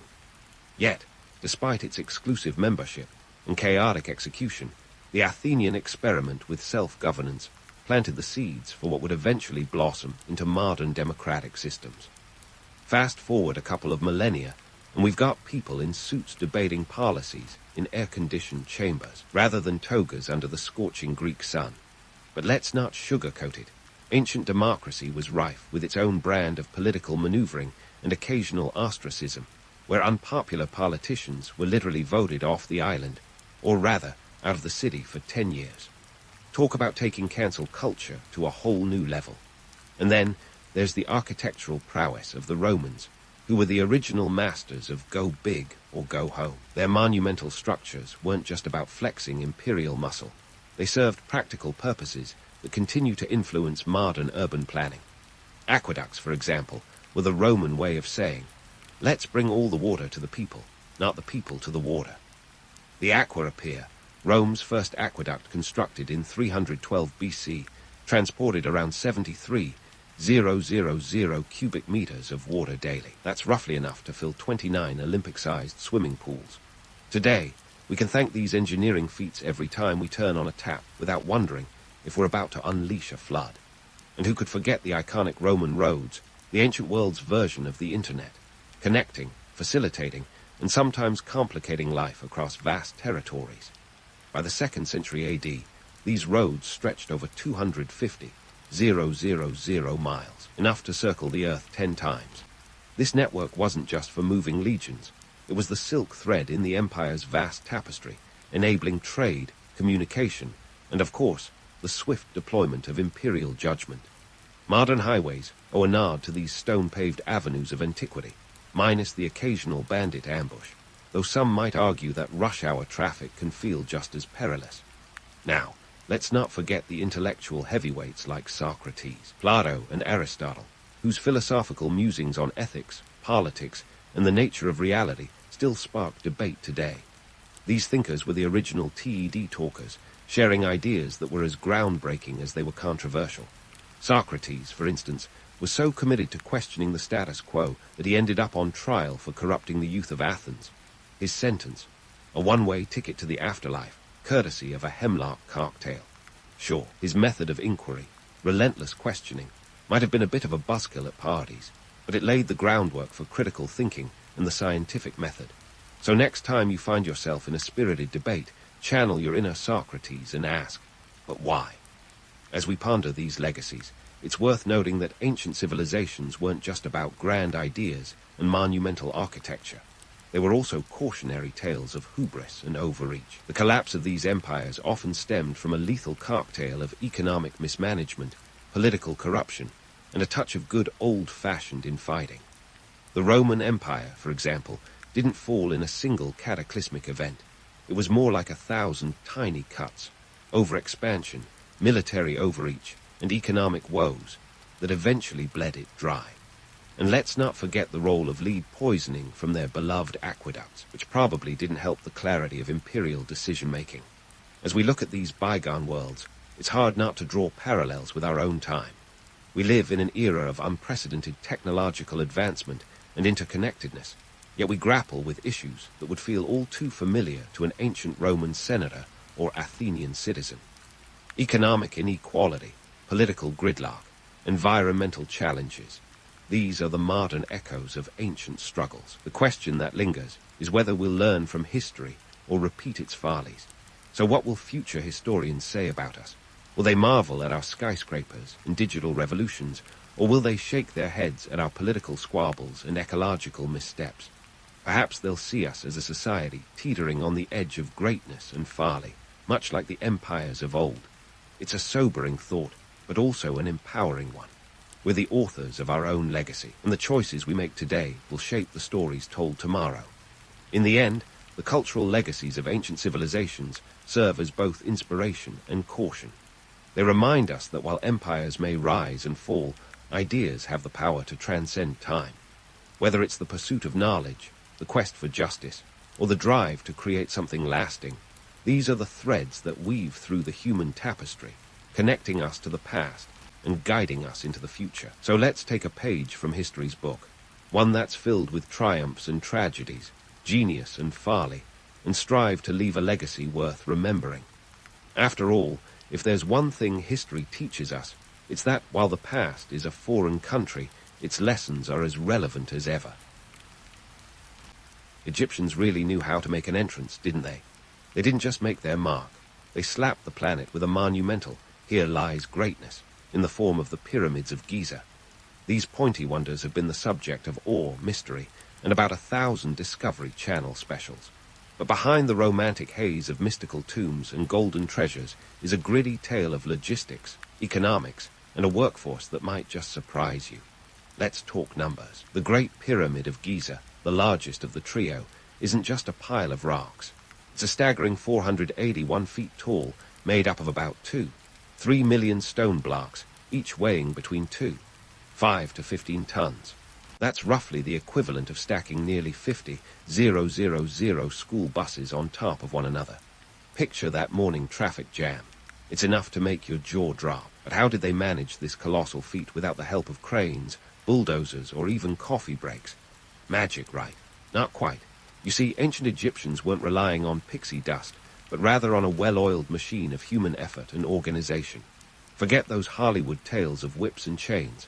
The workforce was more like a bustling city, populated by skilled laborers, artisans, and yes, even seasonal workers. Estimates suggest around 20,000 to 30,000 people were involved in building the Great Pyramid. That's a small town's worth of people, all united by the single goal of creating something that would outlast their own civilization by millennia. Now, here's where it gets spicy. The myth of slave labor. It's a narrative as old as time itself, and while it makes for dramatic storytelling, it's mostly a myth. Evidence, including skeletons of workers found near the pyramids, suggests that these laborers were actually well fed and taken care of, a far cry from the downtrodden slaves of popular imagination. They had bread, onions, radishes, and beer in their diet. Yes, you heard right, beer, the true MVP of ancient hydration. But feeding this workforce was just the tip of the pyramid, pun intended. The logistics were astounding. Limestone blocks were quarried and transported from nearby, while the more precious granite came all the way from Aswan, about 500 miles up the Nile. This wasn't just a construction project. It was an ancient logistical masterclass. Think Amazon Prime, but without the next-day delivery. And what about the costs? Well, the pyramids weren't exactly built on a shoestring budget. They were the moon landing of their day, consuming vast resources and wealth. Pharaoh Khufu, the ambitious monarch behind the Great Pyramid, essentially emptied his piggy bank for this project. It was a statement of power, divine right, and a very literal way of saying, "I'm going to live forever, thank you very much." The pyramids were both a tomb and a testament to the pharaoh's ability to command such resources and labor. This was a time when political power was intertwined with divine mandate. The pharaoh wasn't just a king, but a living god, with a heartline to the afterlife. The pyramids were a physical manifestation of this belief, designed to ensure the pharaoh's successful transition to the next world. But it also served a very earthly purpose, consolidating power. By mobilizing such a massive workforce, the pharaoh demonstrated his unrivaled authority and secured his place in history. It's as if the pyramids were shouting across the sands of time, "I'm in charge here." But don't let this romanticized vision of divine power fool you. Pyramids were as much about economics as they were about religion. They functioned as a massive employment scheme, providing jobs, food, and stability. In a landscape where the Nile's annual flood could make or break the agricultural year, the pyramids offered a steady source of income.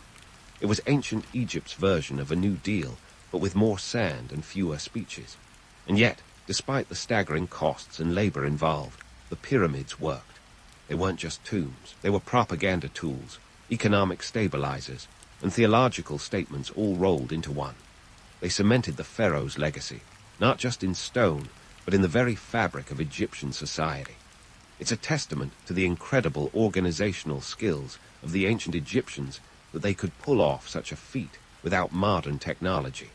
So, the next time you gaze at a picture of the pyramids, remember that they are more than just pretty triangles in the desert. They are the culmination of an entire civilization's ambition, ingenuity, and sheer willpower. They're a reminder that even in ancient times, people could achieve the impossible with a little bit of teamwork, a lot of planning, and maybe just a touch of divine inspiration, or at least a really good brew. The pyramids whisper tales of divine grandeur and human ingenuity, but let's pivot from the sands of Egypt to the stone-paved roads of Rome. If the Egyptians were the original architects of all, the Romans were the engineers of empire. Their road network wasn't just a bunch of paths for sandals and chariots. It was the backbone of an empire that stretched its legs all the way from Britain to the Middle East. Imagine this, 250,000 miles of road crisscrossing the ancient world. That's enough to circle the Earth 10 times. Not too shabby for a time when Google Maps was a guy named Marcus with a very long stick. The Roman roads weren't just about getting from point A to point B with the family donkey. No, they were strategic marvels of military precision and economic foresight. When the Romans built roads, they were laying down the infrastructure of power. Each stone was a statement, a promise that Roman legions could march swiftly to crush rebellions or conquer new lands. Think of these roads as the ancient version of high-speed internet. Fast, reliable, and a little bit intimidating if you're on the receiving end. So, why did the Romans bother with all this stonework? First off, they had an empire to manage. It's hard enough to keep control of your Wi-Fi, let alone a territory that sprawled over 3 continents. The Roman military machine relied on these roads to move troops and supplies with jaw-dropping efficiency. Imagine an army on the march, covering up to 30 miles a day, thanks to the smooth, straight roads that made even the harshest terrain conquerable. The roads were military arteries, pumping legionnaires and logistics across the empire like blood through a colossal body. But it wasn't all about swords and sandals. The roads were economic superhighways too. They facilitated trade, spread ideas, and yes, they even carried a fair bit of gossip. Silk from China, spices from India, and grain from Egypt traveled these roads, filling Roman markets and bellies. In short, the roads didn't just stitch the empire together, they fed it, funded it, and kept it fashionable. They were the original Silk Road's more muscular cousin, the one who could bench press a chariot. Now, let's bust a myth that's as old as the roads themselves. The invincible Roman engineer. Sure, these guys were good, like really good, but the image of a superhuman Roman road builder is more fiction than fact. The construction was grueling, back-breaking work, involving legions of laborers, slaves, and soldiers who toiled under the sun to lay those iconic cobblestones. It wasn't just a question of slapping down some rocks and calling it a day. The process involved digging deep foundations, layering materials for drainage, and setting stones with an eye for longevity. It was as much about sweat and toil as it was about architectural genius. The reality was, these roads were built by the hands of thousands who didn't get their names etched into history. They labored for years, often in harsh conditions, to create what was essentially the Roman Empire's version of a high-speed rail network.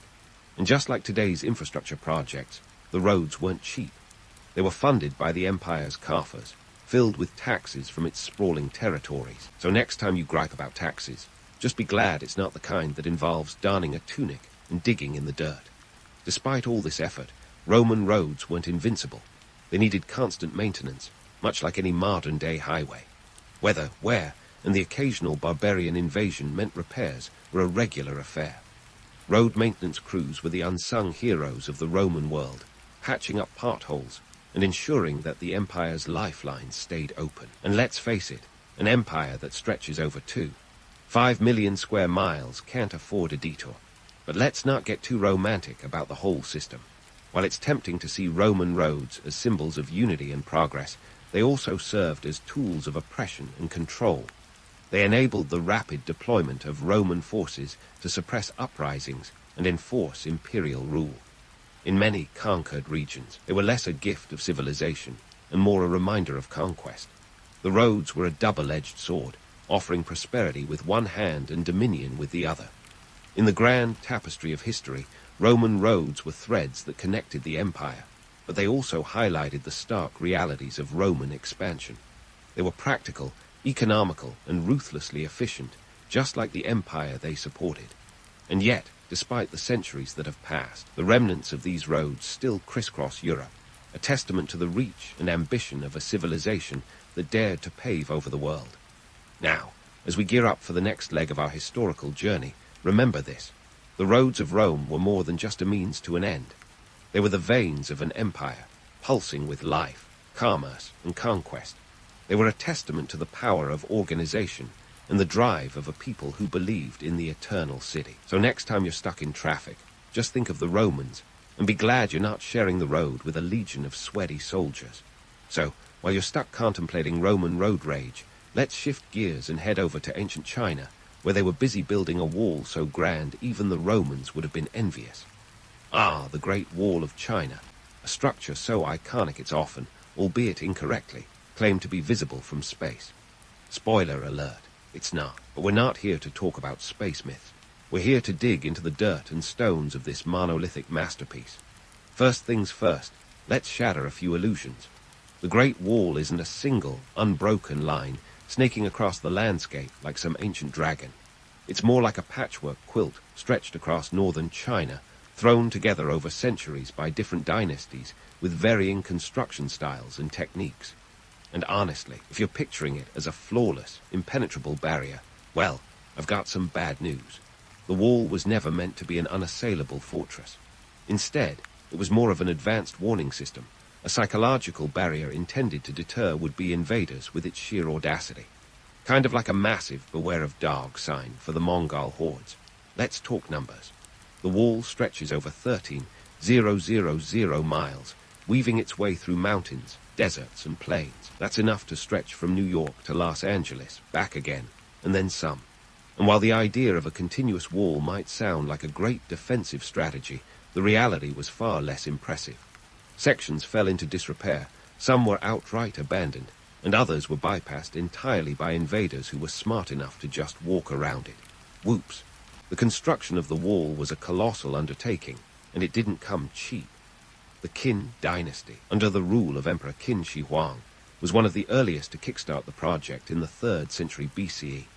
This was the guy who also gave us those famous terracotta warriors, so he clearly had a thing for grand gestures. To fund this massive endeavor, heavy taxes were levied on the population, which didn't exactly win Qin Shi Huang any popularity contests.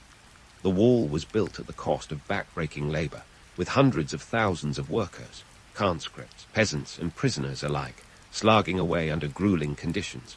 The human cost was staggering, with countless laborers succumbing to exhaustion, hunger, and disease.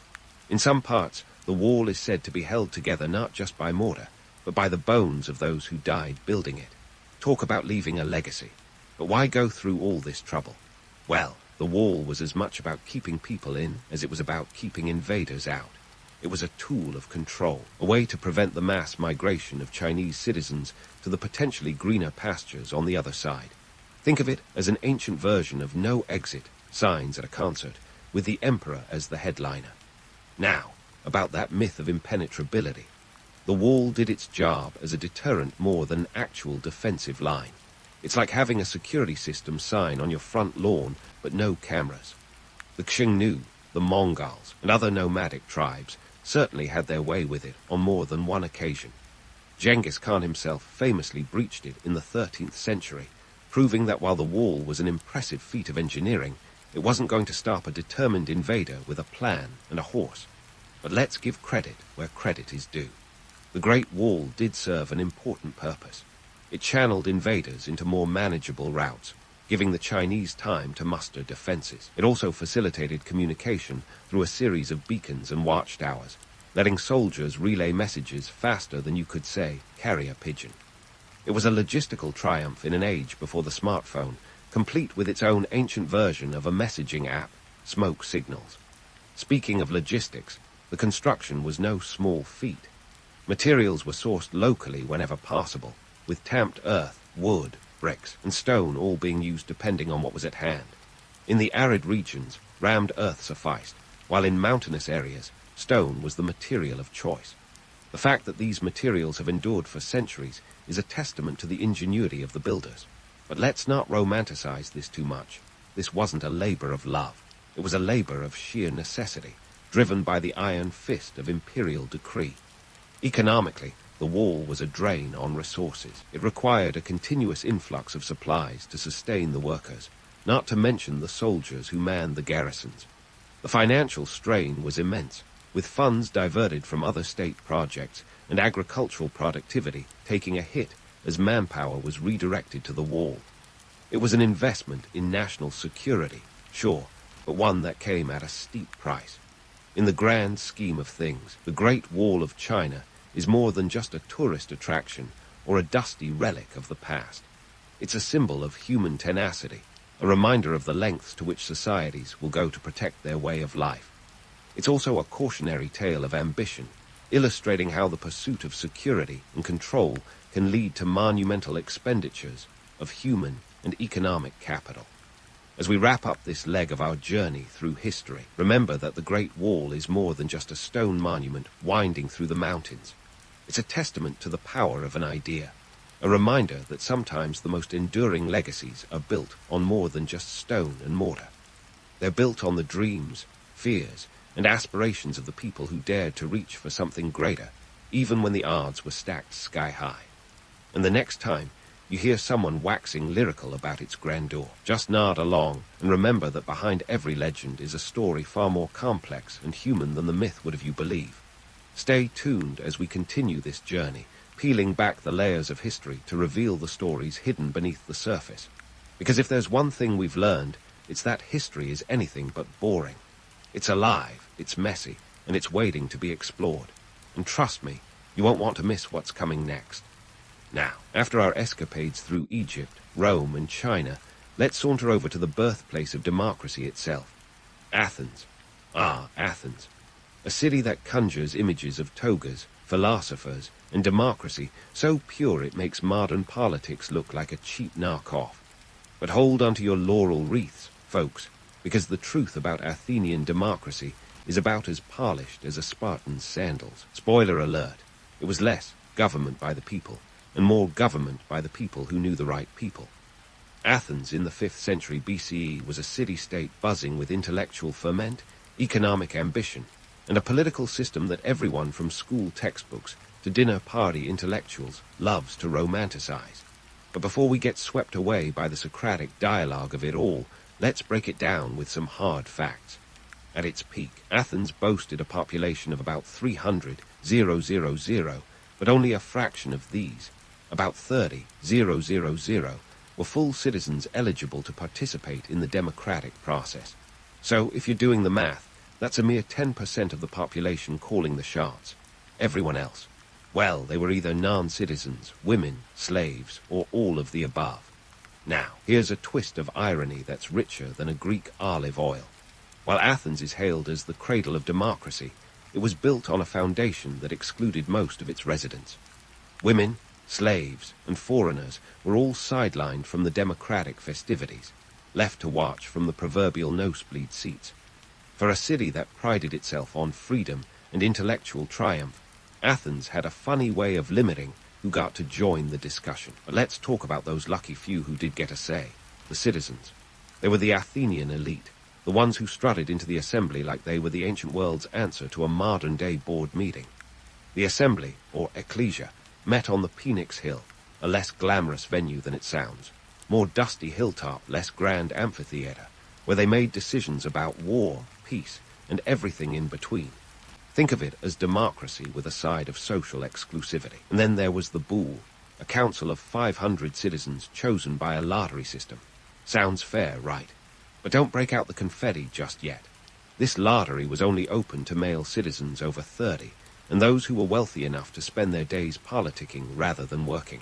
So, while it beat the usual hereditary title system, it wasn't exactly a free-for-all. The Boule prepared legislation and set the agenda for the assembly, meaning that the real power was concentrated in the hands of those who could afford the time and resources to play politics. Now, you might be asking, what about the economic backdrop? Good question, my astute listener. Athens was a powerhouse, thanks in no small part to its strategic location and access to the sea. The city-state was the hub of a mighty trade network, bringing in wealth from all corners of the Mediterranean. But with great wealth comes great inequality. While the upper crust feasted on imported delicacies and indulged in intellectual pursuits, the lower classes toiled away, often eking out a living from the same system that enriched their leaders. Wealth disparity was as much a reality in Athens as it is today, proving that some things never change. Now, let's take a myth-busting detour. The romanticized image of open debate and philosophical musings on every corner. It happened, sure, but only if you were part of the club. The Agora, Athens' bustling marketplace, was indeed a hive of conversation and commerce, but for many, it was more about haggling over fish prices than debating existentialism over a cup of watered wine. The famed philosophers like Socrates, Plato, and Aristotle were the exceptions, not the rule. Most Athenians were more concerned with the price of olives than the meaning of life. But let's not throw the Athenian baby out with the bathwater. Despite its flaws, Athenian democracy was revolutionary for its time. It introduced concepts of civic duty and participation that would echo through the ages. It was messy, imperfect, and rife with manipulation, yet it laid the groundwork for future generations to refine and expand upon. The idea that ordinary citizens could influence governance was a spark that would eventually ignite revolutions worldwide. Now, speaking of manipulation, we can't skip the crafty hands of political strategists like Pericles, who wielded influence like a maestro conducting a symphony. Under his leadership, Athens flourished both economically and culturally, which is why some called it the Age of Pericles. But Pericles was no mere politician. He was a master of public relations. He championed the Athenian Empire, spreading democracy with one hand while collecting tribute from subject states with the other. Pericles understood that power was as much about perception as it was about policy, a lesson still relevant in today's political arena. And what about the military might that propped up this democracy? Enter the Delian League, initially a coalition of Greek city-states united against Persia. But as Athens grew in power, the League morphed into its own empire, with Athens at the helm.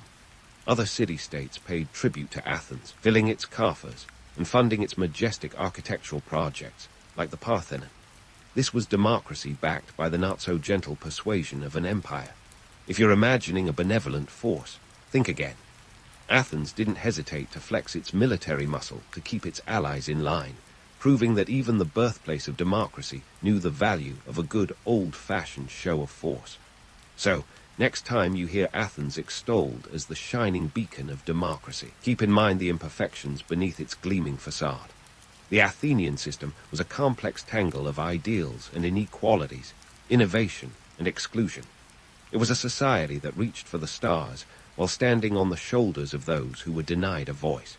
Yet, despite its contradictions, it set the stage for the ongoing human drama of governance, a performance still playing out in parliaments and congresses around the globe. As we wrap up this segment of our historical odyssey, let's leave Athens with a nod to both its triumphs and its shortcomings. The city-state may not have been a democratic utopia, but it was a crucible of ideas and a catalyst for change. So, as we continue to peel back the layers of history, remember that the stories we tell are as much about the people left out as those who made the headlines. And stay tuned, because there's more history to uncover and myths to debunk in our next chapter. As we leave the bustling agora of Athens and its democratic drama, let's turn our gaze to the grand finales of these ancient titans. Now, contrary to what Hollywood epics might have you believe, civilizations don't just crumble overnight thanks to a single dramatic event. No, real history is far messier and infinitely more nuanced. So, grab your metaphorical popcorn, because we're diving into the complex cocktail of factors that led to the decline of our favorite ancient powerhouses: Egypt, Rome, China, and Athens. First, let's head back to the land of the pharaohs. Spoiler: the Egyptian empire didn't vanish in a puff of smoke or a dramatic sandstorm. Its decline was more of a slow, agonizing fade than a catastrophic fall. Picture a 2,000-year-long marathon where Egypt, once the sprinter in the lead, gradually lost steam. Economic mismanagement played a starring role in this long, drawn-out drama. The Nile was the lifeblood of Egypt, but over-reliance on its annual floods for agriculture left them vulnerable to nature's whims. When the floods were too high or too low, crops failed, and famine followed. Talk about putting all your eggs in one river basket. Politically, it wasn't all gold and glory either. The pharaoh's divine right to rule was all well and good until their grip on power started to loosen. As the centuries rolled on, Egypt became a juicy target for ambitious neighbors. The Assyrians, Persians, and eventually the Greeks and Romans all took turns at the helm, each time leaving Egypt a little less Egyptian and a little more a patchwork of foreign influences. Internal strife didn't help matters. Power struggles and civil wars drained resources that could have been used to fend off external threats. But let's bust a myth while we're here. Egypt's fall wasn't just because they couldn't keep the barbarians at the gate. Sure, invasions played a part, but they were more of a death knell than the cause.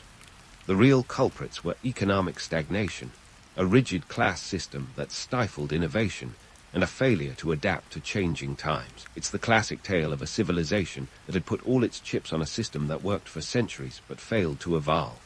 The lesson here: don't get too comfy on your laurels or your pyramids. Next up, Rome, a civilization whose decline is the stuff of legends and conspiracy theories. But let's not get swept away by tales of decadent emperors fiddling while Rome burned. The fall of Rome wasn't the result of one bad apple or a single catastrophic event. Instead, it was a perfect storm of internal decay and external pressures. Economically, Rome was a victim of its own success. The vast empire, stretching from Britain to Egypt, was a logistical nightmare to manage. Overexpansion meant that the costs of maintaining the border defenses and infrastructure were staggering. Add in rampant inflation, a devalued currency, and economic disparity that would make modern CEOs blush. And you've got a financial crisis that even the savviest emperor would struggle to fix. Politically, the situation was just as dire.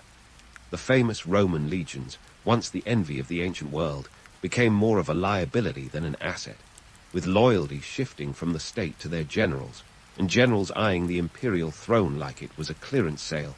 The stage was set for a revolving door of emperors, some competent, others, well, let's just say they were more interested in importing peacock feathers than governance. By the time the Visigoths sacked Rome in 410 CE, the empire was already crumbling from within. Sure, the barbarians played their part, but the real damage had been done long before they arrived. And what about the Great Wall of China? Surely it kept China safe forever, right? Not quite. The wall might have held back some invaders, but it couldn't stop the internal rot. The Han Dynasty, a golden age of Chinese culture and technology, fell not because of a breach in the wall, but due to internal strife and corruption. The empire's bureaucracy, once a model of efficiency, became bloated and corrupt. As regional warlords gained power, the central authority weakened, leading to an age of chaos and fragmentation known as the Three Kingdoms period. And let's not forget that the wall, while impressive, was never the impenetrable barrier it's often portrayed to be. Genghis Khan simply went around it, proving that sometimes the best way to deal with a wall is to take the scenic route. Finally, let's circle back to Athens. Despite its intellectual prowess and groundbreaking political system, Athens couldn't escape the fate that befell many a great city-state: overreach and hubris. The Peloponnesian War with Sparta drained Athens of resources and morale, leaving it vulnerable to conquest. The very democracy that had fueled its early success also sowed the seeds of its downfall, as squabbling factions and political infighting weakened its ability to respond to external threats. Eventually, Athens fell under Macedonian control, and while it remained a center of learning and culture, its days as a political powerhouse were over. So, what's the takeaway from these epic sagas of rise and fall? The myth of the inevitable decline is just that, a myth. Civilizations don't collapse overnight due to a single cause. They unravel slowly, pulled apart by a complex web of economic mismanagement, political infighting, and social upheaval. Each of these ancient giants offers a cautionary tale about the perils of overexpansion, the dangers of a rigid class system, and the necessity of adaptability in the face of change. As we wrap up our journey through the sands of Egypt, the roads of Rome, the walls of China, and the forums of Athens, let's reflect on the lasting legacies these civilizations left behind. Their stories remind us that progress is not a straight line, but a winding path fraught with pitfalls and opportunities. They teach us that while empires may crumble, the ideas and innovations they fostered can endure, influencing generations long after the last brick has fallen. In the end, the real legacy of these ancient powerhouses isn't found in their ruins or monuments. It's in the lessons they offer to a modern world still wrestling with many of the same challenges. So, as we continue to navigate our own complex realities, let's take a page from history's playbook, remembering that adaptability, innovation, and a healthy dose of humility might just be the keys to avoiding our own epic downfall. And with that, dear friends, our historical odyssey draws to a close. Until next time, keep questioning, keep exploring, and never stop learning from the past.